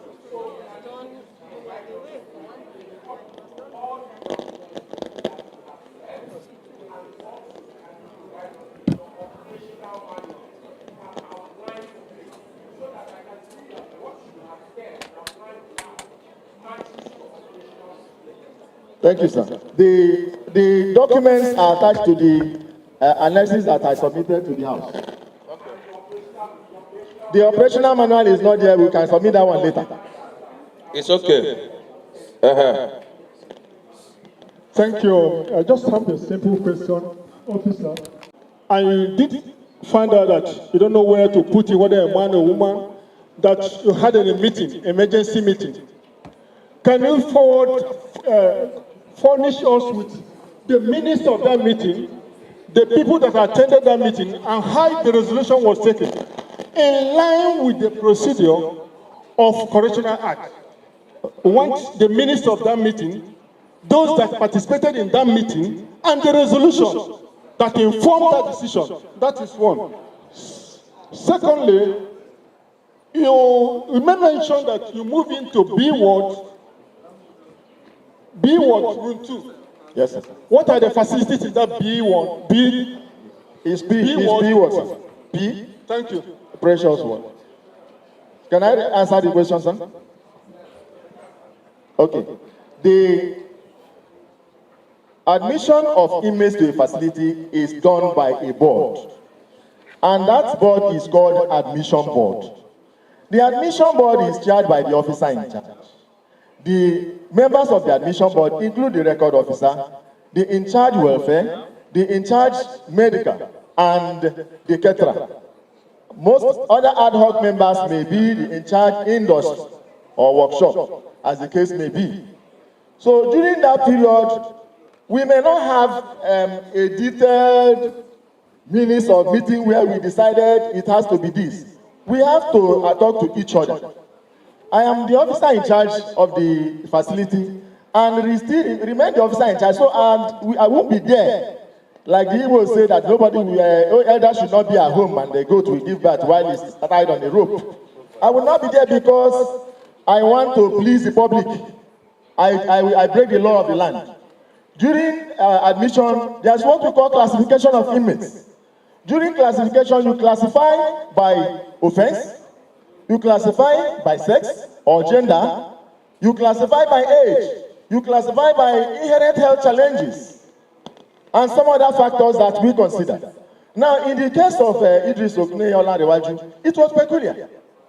And we have to take a peculiar decision to attack a peculiar situation. And the decision we took was, this is a block of cell of small rooms. Everybody in his own room, each of those rooms have a toilet inside of it. So, which means he can stay there. Additional measures that I took is that I posted a staff to be standby on that particular place. Each time, if we bring our duty roster, you see it. We moved the staff who was there for the whole 10 days that Bob spent in medium. Thank you very much, Mr. Chairman. I'm still speaking with my voice, Kafila Togbara from Lagos State. I have just one question. As male or female was determined. On the 13th, sir, during admission. It's a yes or no. We don't need story at this stage. Sorry, sir. Conviction. Sorry, sir. We admit people with what the court comes up. Whatever is in the warrant is what we admit. We don't add, we don't remove. What was on the warrant? Male. Yes, sir. And so the issue is clear. And so we are within the box that he is male. Nigeria does not, there is no law in Nigeria that recognizes transgender. All these things you're talking about, anyway, I'll leave it to the chairman for the ruling. But the issue is that there is no law in Nigeria today that talks about a transgender. So you are male or you are female. And the conviction, the sentence you had, will always show those details. That ABC is convicted, he's male, and then you take the person to the precise place it should be. So anyway, I'm sure we'll have better questions to ask your superior.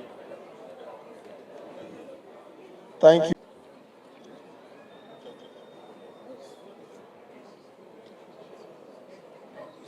Mr. Chairman, I'm yielding him the microphone, sir. Thank you. Mr. Chairman, the co-chairman, honorable members, Controller General of Correction, Chairman Effcc, very senior officers, distinguished ladies and gentlemen. My name is Ben Rabbi Friedman, Assistant Controller General of Corrections, in charge of Zone A. Zone A covers Lagos State and Ogun State. I was the controller of correction. In fact, the immediate past controller of corrections in charge of Lagos State. Mr. Chairman, I have a 20 years cockney experience, control of correction in 3 commands, and I've headed 8 custodial centers and facilities across the country. On the 12th of April, 2024, at about 15:30 hours, I got a call from the Deputy Controller of Correction in charge of Ikoyi Medium Security Custodial Center that Idris Okuneye Olariwaju, popularly known as Bob Risky, have been sentenced at Federal High Court, Ikoyi, and that they were on their way to Ikoyi Custodial Center with a large crowd. The crowd of fans at the court premises followed them to Ikoyi Custodial Center. And it was such that the facility, Ikoyi, in the center of the town, sandwiched by urbanization, the traffic jam, the gridlock within that Ikoyi axis, got up to Falomo, and inmates that were returning from court could not have access to our facility. On the strength of that, pursuant to Rule 163, Sub F of the Nigerian Correctional Service Standing Order, I authorized in writing a letter backed by a warrant.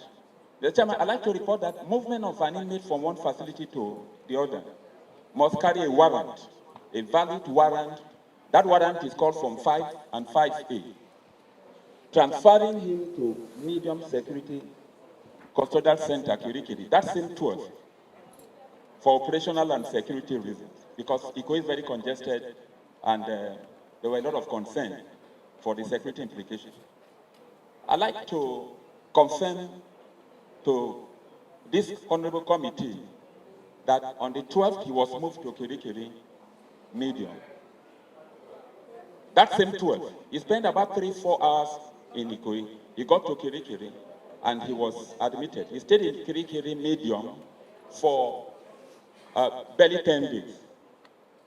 And I had to move him. I had caused to move him out of Kirikiri Medium to Kirikiri Maximum, exercising my powers as provided in our rules.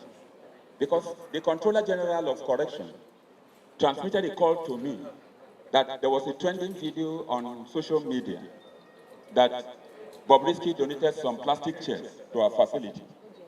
And he asked me to find out, address the matter, and report back to him.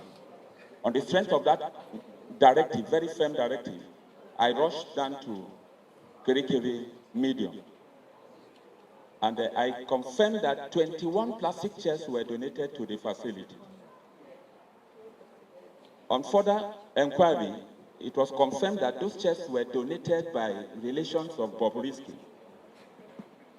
Granted, the officer in charge, who is a deputy controller, got permission for me to travel to write an exam at Ijebuigbo that morning. So I entered the yard and I did 2 things.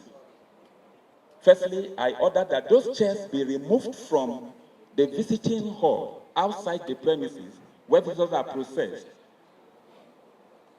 and they should be taken out of circulation. Secondly, I had to go to the cell to see Bobrisky, and I told him that we will not accept any donation from his family or friends or himself to our facility henceforth, because it may create a very faulty impression about the reputation and integrity of the correctional service. Secondly, I effected his transfer. I ordered his immediate transfer from medium to maximum. How was he transferred? Did you carry him in your private vehicle to the maximum, or did you not? I followed them to maximum. The vehicle we use in transferring, because of the urgency. Where was he? Was he in your vehicle or was he in the official vehicle of your district? He was in my official vehicle, the operational Hilux, because courts were in session and the other operational vehicles, because of the seriousness of the matter, I had to, the courts have, the inmates have gone to court with other vehicles. Is it official vehicle or your private vehicle? Official operational vehicle. I have a flag car, the staff car with the flag, but I went to that facility since it was operational with an operational Hilux, official operational Hilux. I ordered the staff officer in Kirikiri medium. Normally, if you are transferring an inmate with a letter and the transfer warrant, there must be an escort. All the proper documentation were done for him to be transferred, the gate, the record office, and everything that has to do with his transfer, is available. This he has been tendered. Have you submitted those things? It's been tendered. It's been tendered. Okay. It's been tendered. So on the 22nd, we moved under my supervision because the Controller General was monitoring the development. We had to move into maximum. He stayed in maximum from 22nd of April to the 5th of August, when he was discharged from lawful custody upon expiration of his prison term. And with profound respect, Mr. Chairman, I'd like to clarify the issue of keeping Bobrisky in a single cell. Bobrisky stayed in P ward. P ward has a capacity of 240. 240. He stayed in room 2. There are many single cells in that place. And it's the standard practice in the correctional service to classify it. We saw in Bobrisky a special case, especially in the sense that he's a transgender, and allow him to stay in the general cell with other inmates could create a bigger problem. Firstly, he could be bullied, he could be violated, and it would be a major problem for us. And it's important to tell this committee that Bobrisky was not the only person staying in single cell. There are many inmates staying in single cell. We have a very important case we manage again. The same week Bobrisky came to Kirikiri Medium, we admitted, I have the warrant here, we admitted another inmate from a certain part of the country, a trailer driver, and he is a hermaphrodite. Our men in Kirikiri Medium were very dutiful and professional, and they were able to search, and they detected that he's a hermaphrodite. He had the male organ and he had the female organ. That inmate stayed in Kirikiri Medium from April to September. He just discharged from our facility. A trailer driver, and the charge is for stealing. He appeared before a magistrate court and they remanded him. And the deputy controller in charge did a professional job alongside his team, and they kept that inmate in a single cell. We kept the inmate in a single cell, because if we don't do that, there is classification of inmates in every facility. And the inmate is, the same inmate could not, an indigent inmate, he could not get a lawyer. The deputy controller in charge, Medium Security Custodial Center, would firm approval from him, got a legal representative to help that indigent inmate and approach the magistrate. He personally went to court to see the magistrate until the inmate was discharged from the facility. This is the letter he wrote and the warrant of that inmate, who is a hermaphrodite. The chairman, we never took Bobrisky out of our facility. We never took Bobrisky out of our facility from the 12th of April to the 5th of August. In fact, even when there was a need for medical attention, because I got very firm instruction from the Controller General that we should do our work professionally because of the reputation of the service. There was, at a point, there was a need for reference. By our regulations, only the controller can give approval for an inmate to be taken, giving referral to another hospital. But I never gave any approval for Bobrisky even to get medical assistance outside. We have a clinic in maximum our doctors there and our medical team managed him until he left. He never left the facility. I say on oath. He served in a facility. Were you suspended too? I'm not suspended. I'm not under suspension, Mr. Chairman. Not even with the press release? No, I'm not. It didn't affect you? No, it didn't affect me. I supervise it. Okay, members, we have had him. Do you still have other things to say, or can you round up so that you can take one or two questions?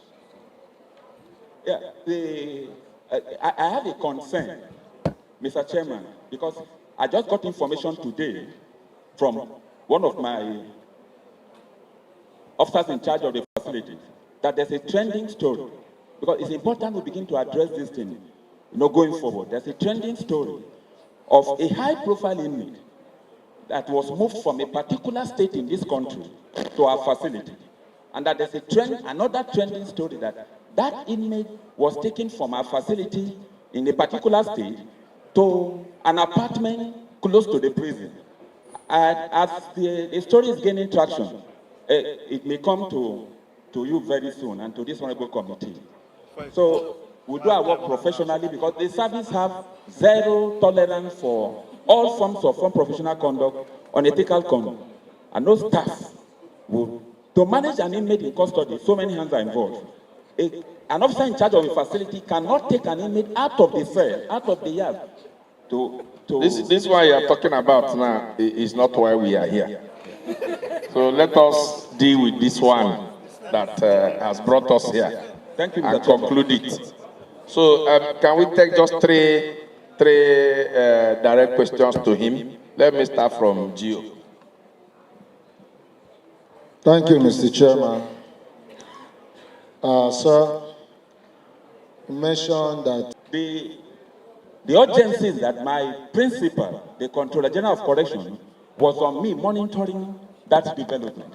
And I consulted with him. He gave me approval to transfer him. It may test you. Kirikiri medium and maximum is within the same range.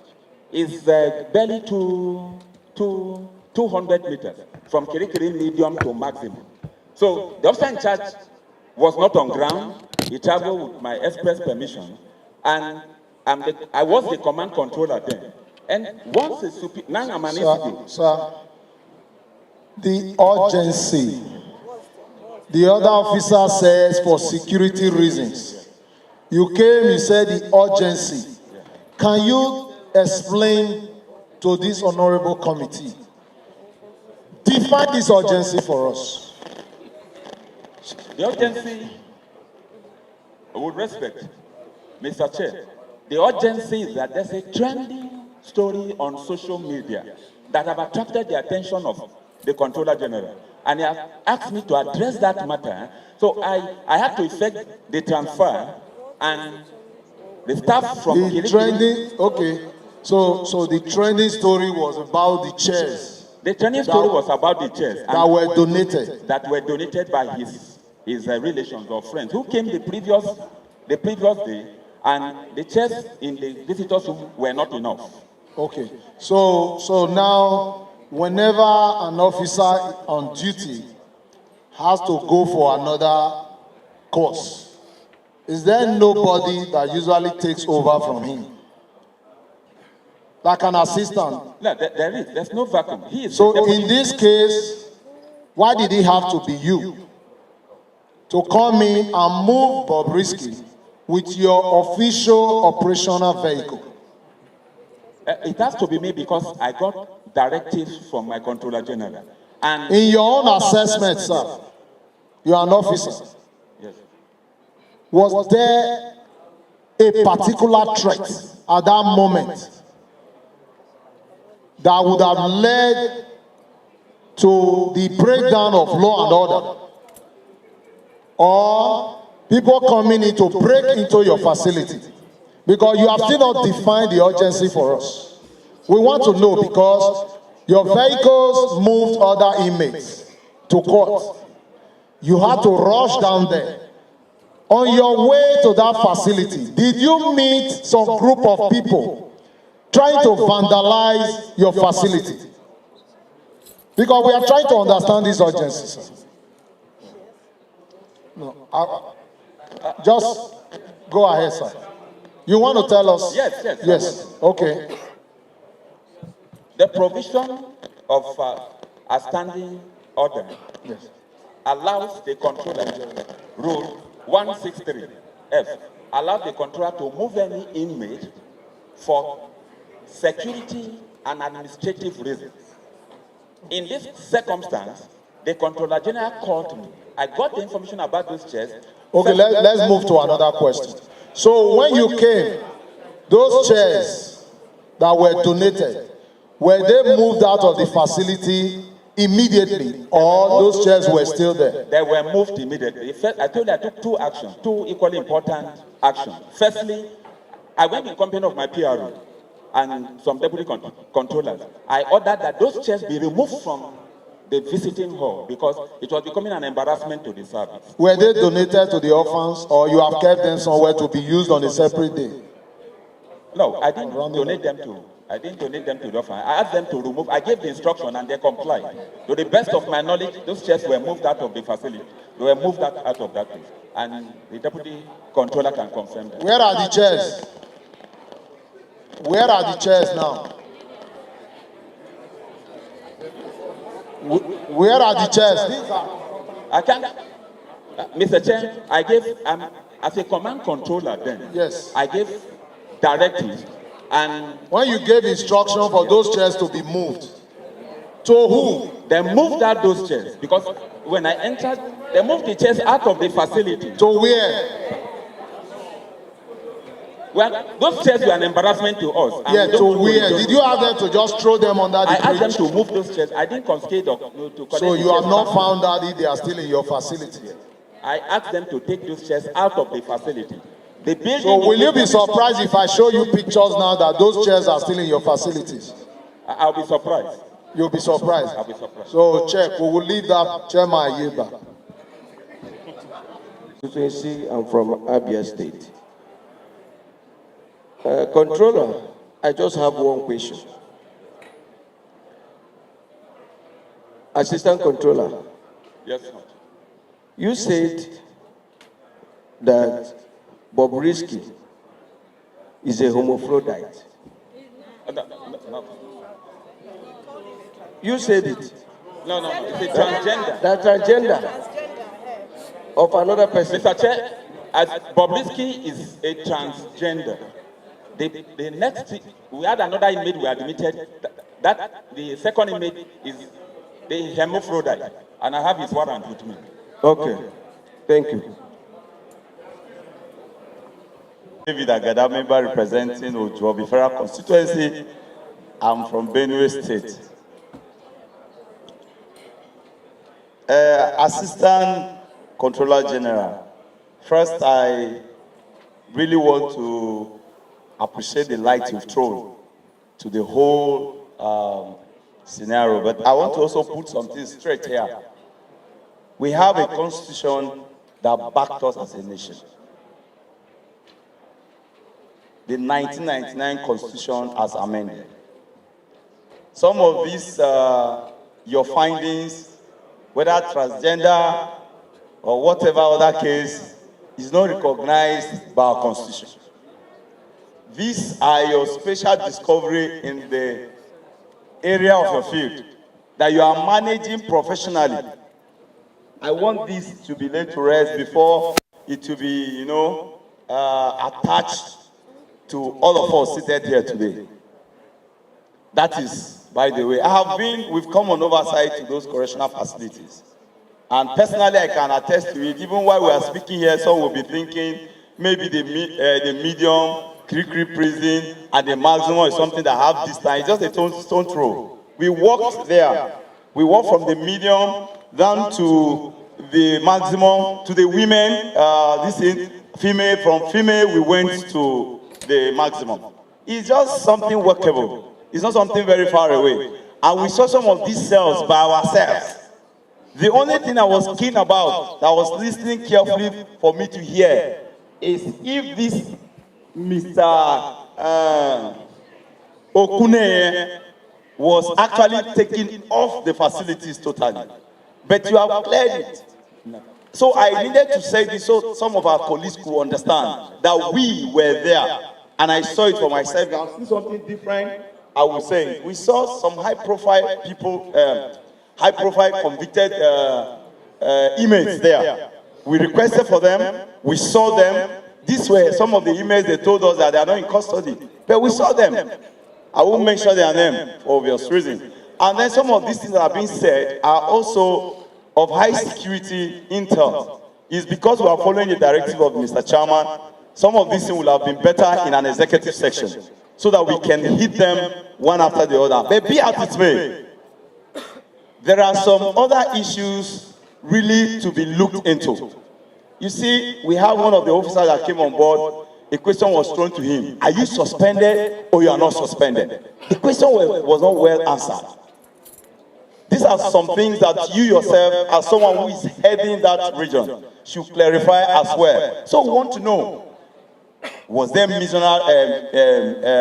disciplinary measures put in place as a result of this trending issue we are investigating now? Is something that can come from a preview before even the Controller General could now make an attestment to it. So we need you to clarify that, what you are doing regarding this video. The other aspect, I will hold on until the EFCC people comes on board. But so far so good, you have clarified some of the issues. But on that aspect, we need you to clear it as one of the... shown that the 10 days is spent in the medium security facility had a history of visitors. Can you also prove that when he was taken to the maximum security... Thank you. The suspension of the two deputy controllers. I can confirm that there's a press release from our board suspending 4 officers, including the 2 that are heading Kirikiri Medium and Maximum. But as I speak now, they are yet to be served with a formal official letter about the suspension. That's why they are still in full uniform. Because of the allegations of corruption in respect of bribery. It's around.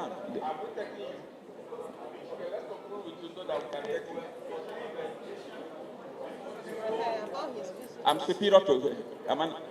It's a deputy controller.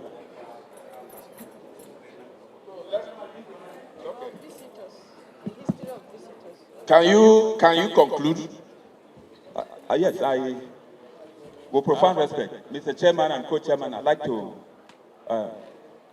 reiterate the fact that we did our job to the best of our ability. And Bobrisky had been in our custody from the 12th of April to the 5th of August when he was properly discharged. In both medium and maximum facility Kirikiri, we have impeccable records of all the management, including visitors, warrant, the biometrics of Bobrisky is in maximum, is in medium, and is in Ikoyi. Those documents are before the committee. We brought backs of them much earlier, and I thought they've shared it to members of the committee. Are you telling us on oath now that you did not collect any money to effect that transfer, that urgent transfer you did with your official car? Mr. Chairman, for logistic challenge, I'd like to inform this honorable committee, I've had cause severally to use my official operational car for court duties. At times, I detailed the vehicle from Ikoyi when I was controller, from Alagon Close to go to Ikoyi to assist them because of the challenge of acute shortage of vehicles. So it was not out of place for me to, and given the fact that it was next door, to move to the place. Because if I didn't do that, the Controller General would have sanctioned me. Because he asked me to address this matter. Let's stop saying this story that was trending. It's okay. It's okay. Let's have the man in charge of. Do solemnly swear that the evidence I shall give to this committee shall be the truth, the whole truth, and nothing but the truth. So help me God.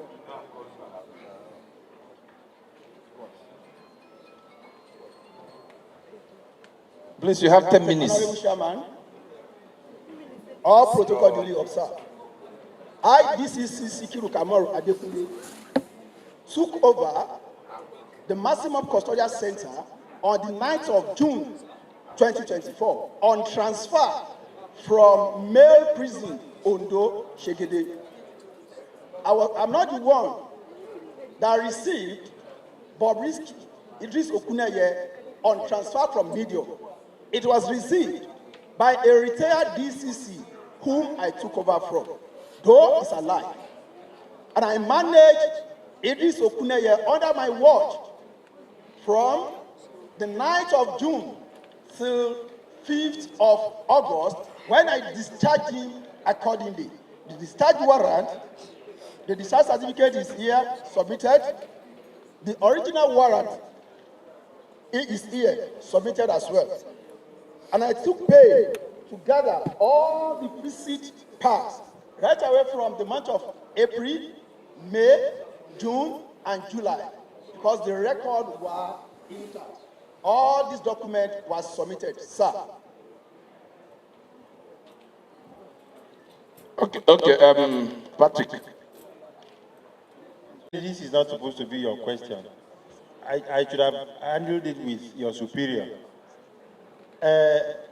Since you're here, now, it seems a caricature of the Nigerian Correctional Service that there will be a press release suspending officers, and your superior steps up here or steps out here and says they have not been personally served, and so they are still in uniform. Is that how is that how it works there? Sir, this is a regimental service. If you are not very cautionary of the word you used, one might still be dead switch on it. Honestly, it is like everybody had on paper, on here, that myself and my colleague from Medium was suspended. But up to today, there is no letter to the effect. Have you taken steps to verify if you're still in service or suspended from service as a dutiful officer? As a dutiful officer, if somebody is on suspension that is heading such a custodial institution with immediate effect, there will be somebody to replace him. So far, there's nobody is there to take over from me. I should maintain the ground for the safety of the country. So kindly confirm that the suspension was a farce. Not yet reversed, but as it's on paper, I hope. No, are you confirming that? Okay, I think my word now. Are you confirming to this parliament that the suspension was fake?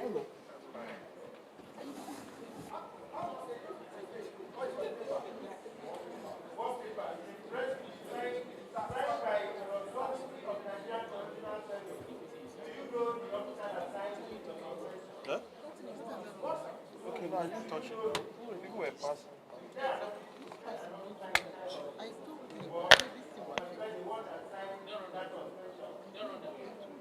The battery.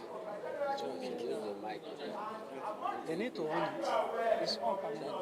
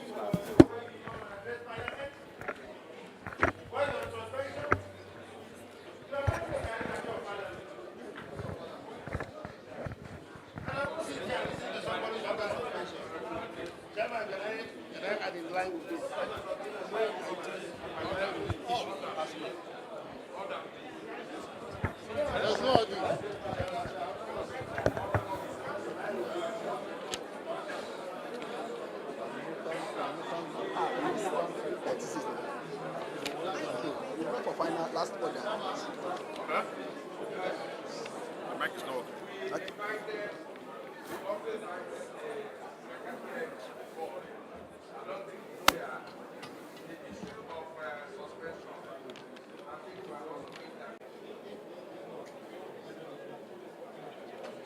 I, then you mention your name. I, Haruna Baba, Do solemnly swear do solemnly swear that the evidence that the evidence I shall give to to this committee this committee shall be the truth, shall be the truth, the whole truth, the whole truth, and nothing but the truth. and nothing but the truth. So help me God. God help me God.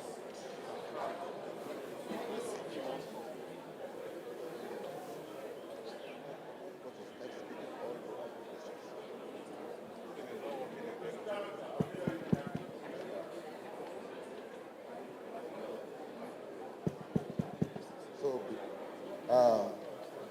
as the name implies, is it on? As the name implies, my name is Haliru Baba, MFR MNI. As the name implies, my name is Haliru Baba, MFR MNI, the Controller General of Nigeria Correctional Service. The presentation being made by the Controller of Corrections in Lagos State that Bobrisky has served his sentence is actually true. There is no time that Bobrisky spent a single day outside. On the second issue of suspension, the officers concerned were duly suspended by the board to pave way for investigation. That is where we are now. And the letters will come today because it was on Friday. The letters will come today from the board. That's all.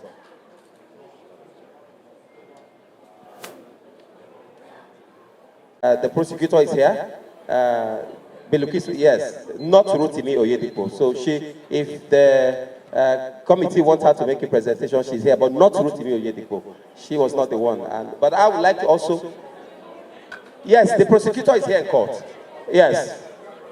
Thank you.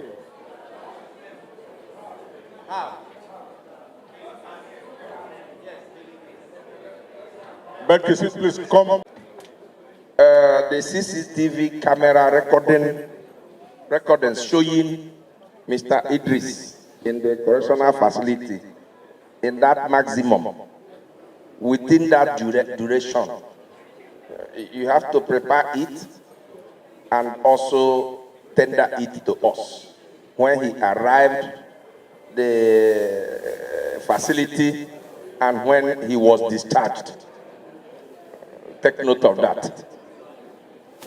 Mr. Chairman, sir. Mr. Chairman, can we... Bilkisu Buhari, do solemnly swear that the evidence I shall give to this committee shall be the truth, the whole truth, and nothing but the truth. So help me God.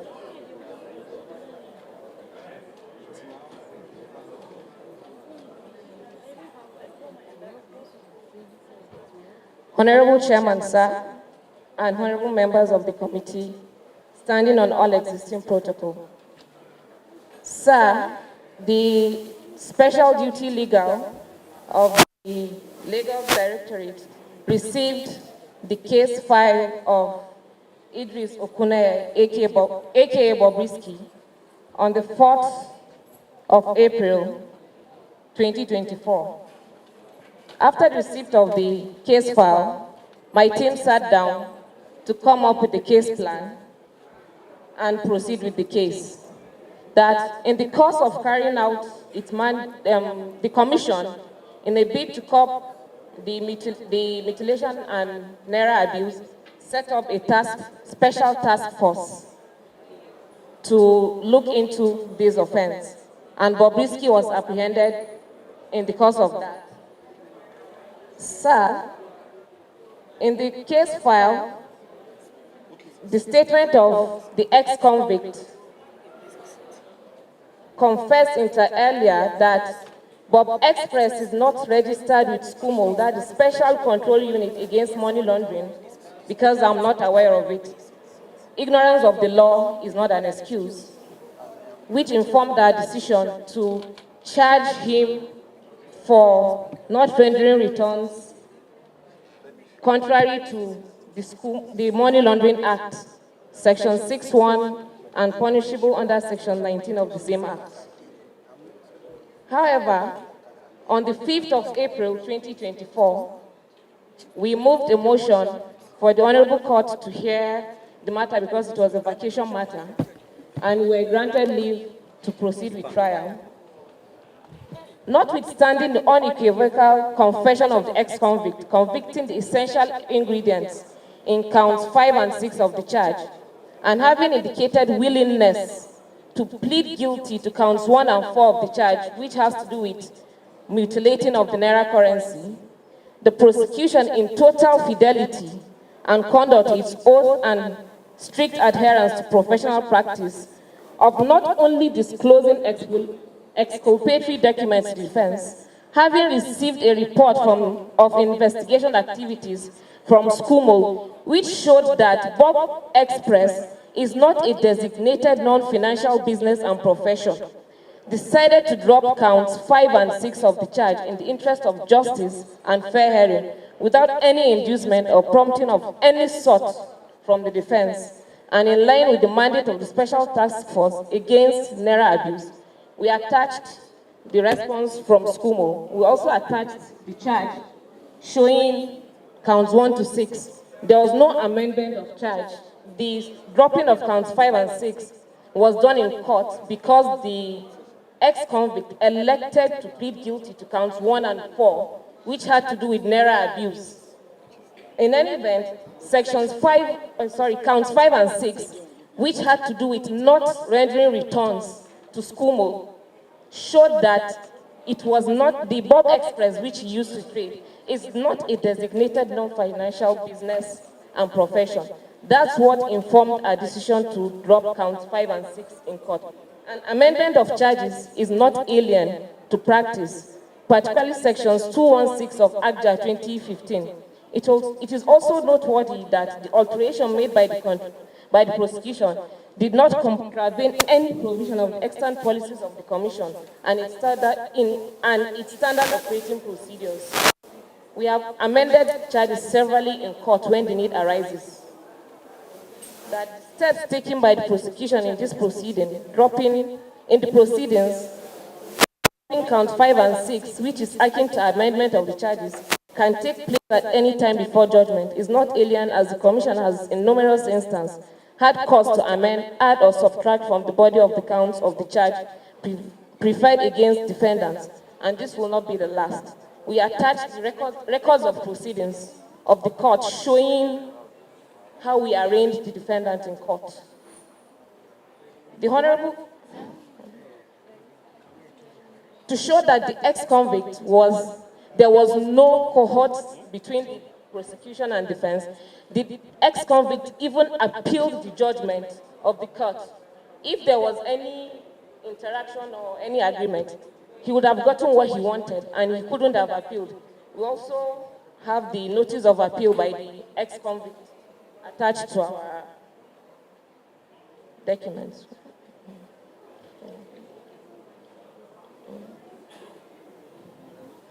We also attached a copy of the charge,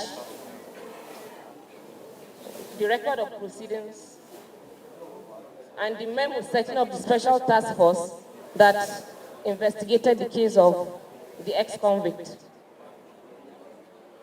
So I want to state categorically that there was no form of financial inducement to any member of the Commission, especially the prosecution team, in respect of this matter. All we did was we carried out our duty as regards to our core values of professionalism and the ethics that I took as a legal practitioner to prosecute and not persecute anybody. We are most grateful. Are you done? Okay, can you tender the documents you have?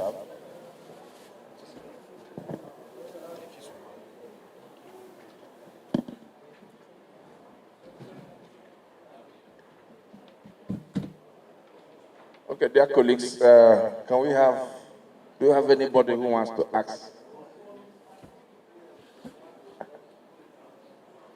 The 2 count charges.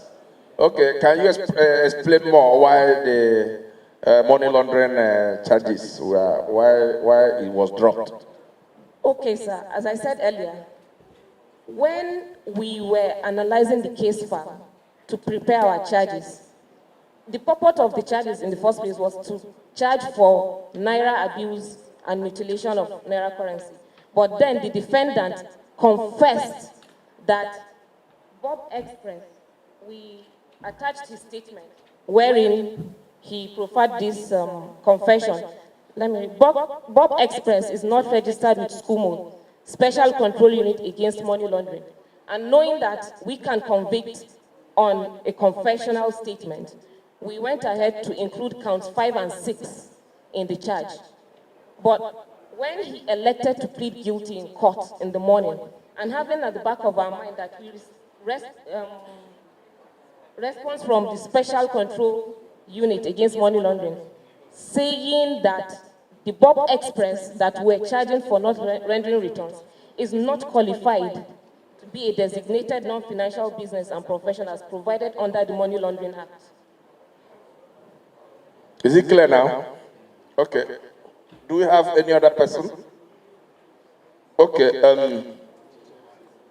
If we don't have any other person, I think EFCC, what they have is the main allegation against them is dropping of this charge, that they collected money to drop the money laundering charge, which she has said emphatically that they did not collect money.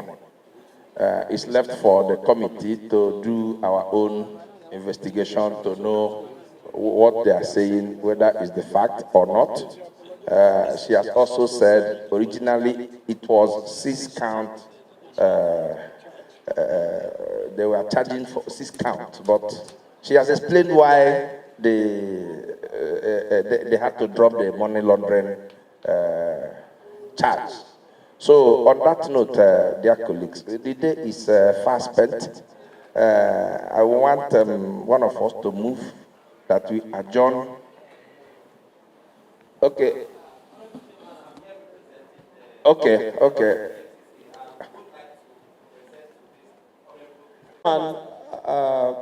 And the co-chair of the Joint Committee for the investigation of this disturbing allegation of corruption against the Effcc and other government agencies.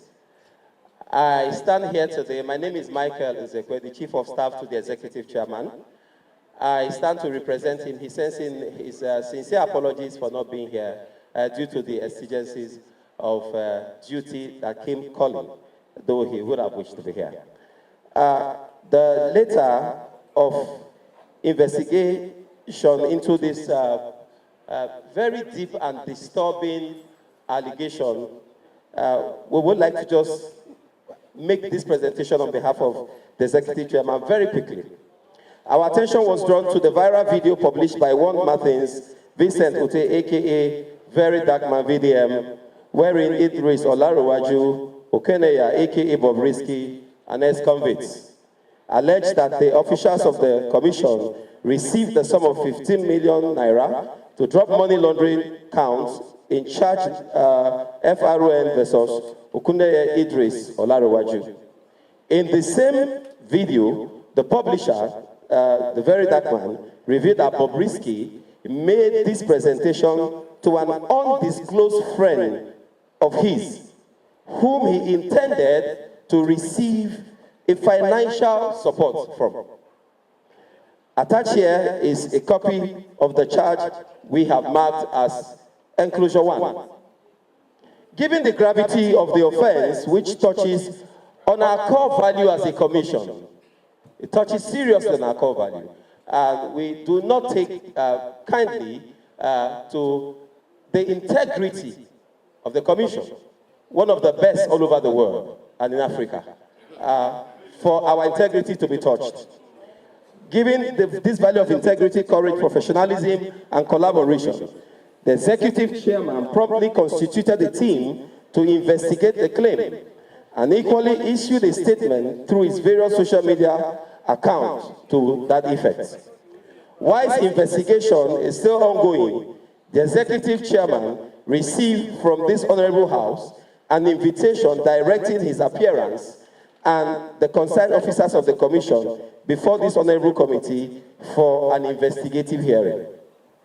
Upon close scrutiny and analysis of that video that gave rise to this investigative hearing, the commission observed the following: that the published and widely circulated video contained a private conversation between the ex-convict and a yet-to-be-identified individual who, in an attempt to obtain monetary benefit, alleged the compromises and the compromise of the officers of the commission, the Nigerian Correctional Service, a private legal practitioner, Femi Falana, SAN, and a private and Fals, the bad guy.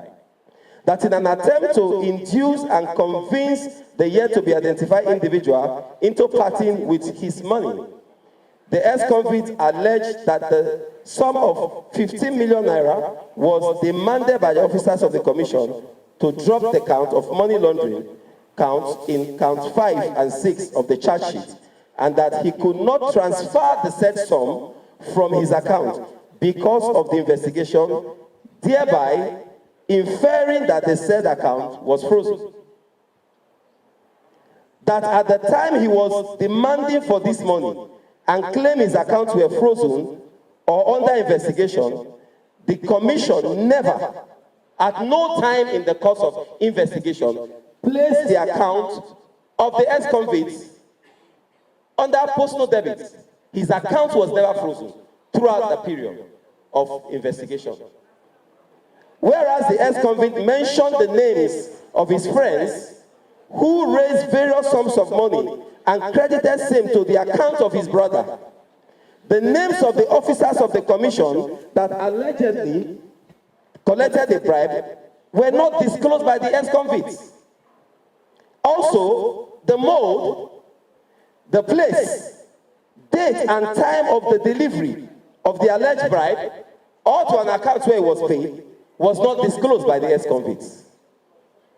Arising from the above observation, the commission wishes to state categorically as follows: in view of the prevalent nature of the currency mutilation and abuse of the naira, which has been expressly criminalized by Section 21 of the CBN Act 2027, the commission, in a bid to curb the said offenses and in the discharge of its statutory duty, set up a special task force via a memo by the executive chairman to all his directorates. Now, attached here with is also a copy of the said memo marked as enclosure 2. As a result of the setting up of this special task force and the vigorous sensitization, investigation and prosecution, a number of convictions convictions were secured, which has significantly stemmed this dangerous tide of abuse of the naira, to which all Nigerians are witness today. It was in the course of carrying out its mandate that the Special Task Force of the Commission, Lagos Directorate, received intelligence which revealed 4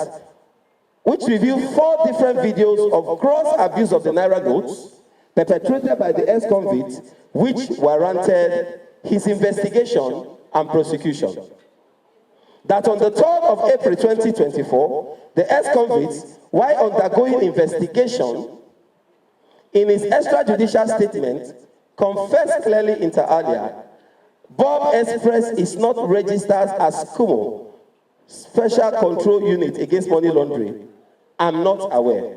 Hence the inclusion of count 5 and 6, due to his own confession that Bob Express is not registered.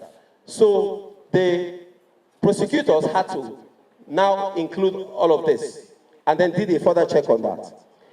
Now, in the body of the charge, this was included, wherein the defendant, now ex-convict, was alleged to have failed to submit to SCUMO a declaration of his activity, which is contrary to Section 6.1 of the Money Laundering Prevention and Prohibition Act 2022, and punishable under Section 19 of the same Act, in addition to the substantive offense of tampering with the naira note as contained in count 1 to 4. However, on the 5th of April 2024, notwithstanding the unequivocal confession of the ex-convict, admitting the essential ingredients of in count 5 and 6 of the charge, and having indicated willingness to plead guilty to count 1 and 4 of the charge, the prosecution, in total fidelity and candor to his oath and strict adherence to professional practice of not disclosing documents to their defense, having received a report of the investigation and activities from SCUMO, which show that Bob Express is not a designated non-financial business and profession, decided to drop counts 5 and 6 of the charge in the interest of justice and fair hearing, without any inducement or prompting of any sort from the defense, and in line with the memorandum of the special, with the mandate of the Special Task Force Against Naira Abuse. We have this also attached here and marked as an Annexure 3. That the Honorable House is invited to note that alteration, amendment, addition of charges is known to law, very known to law. Particularly Section 216 of the Administration of Criminal Justice Act 2015. It's also noteworthy to note that it is also noteworthy here to note that the alteration made by the prosecution did not contravene any provision of the extant policies of the Commission, nor a standard operating procedure. That the steps taken by the prosecution in proceeding to drop count 5 and 6, which is akin to amendment of the charges, can take place at any time before judgment is not alien, as the Commission has in numerous instances caused charges to be amended. You can see our attachment as enclosure 4. The Honorable House is urged to use this constitutional power to ensure that corruption and other vices are exposed, investigated, prosecuted, and also ensure that patriotic and dedicated officers are not blackmailed, demonized, and demoralized for faithfully serving and carrying out their lawful duties. That the Commission has been consistent in its advocacy, calling on all public with credible information on any alleged act of corruption involving any of its staff to come forward with evidence. This, the public is urged to do responsibly. Short of the ex-convicts and other accusers openly naming the officers of the Commission to whom they allege gave the bribe of 15 million naira in order to induce and influence the dropping of count 5 and 6 of the charge, bordering on money laundering, it is reasonable to infer that the ex-convict merely made up the story to convince the yet-to-be-identified person he was speaking with in order to obtain financial favor under the pretense by dropping the name of the Commission. We wish to draw the attention of the Honorable House to the fact that the onus of proving this grievous allegation against officers of the Commission rests squarely on the accusers in this case.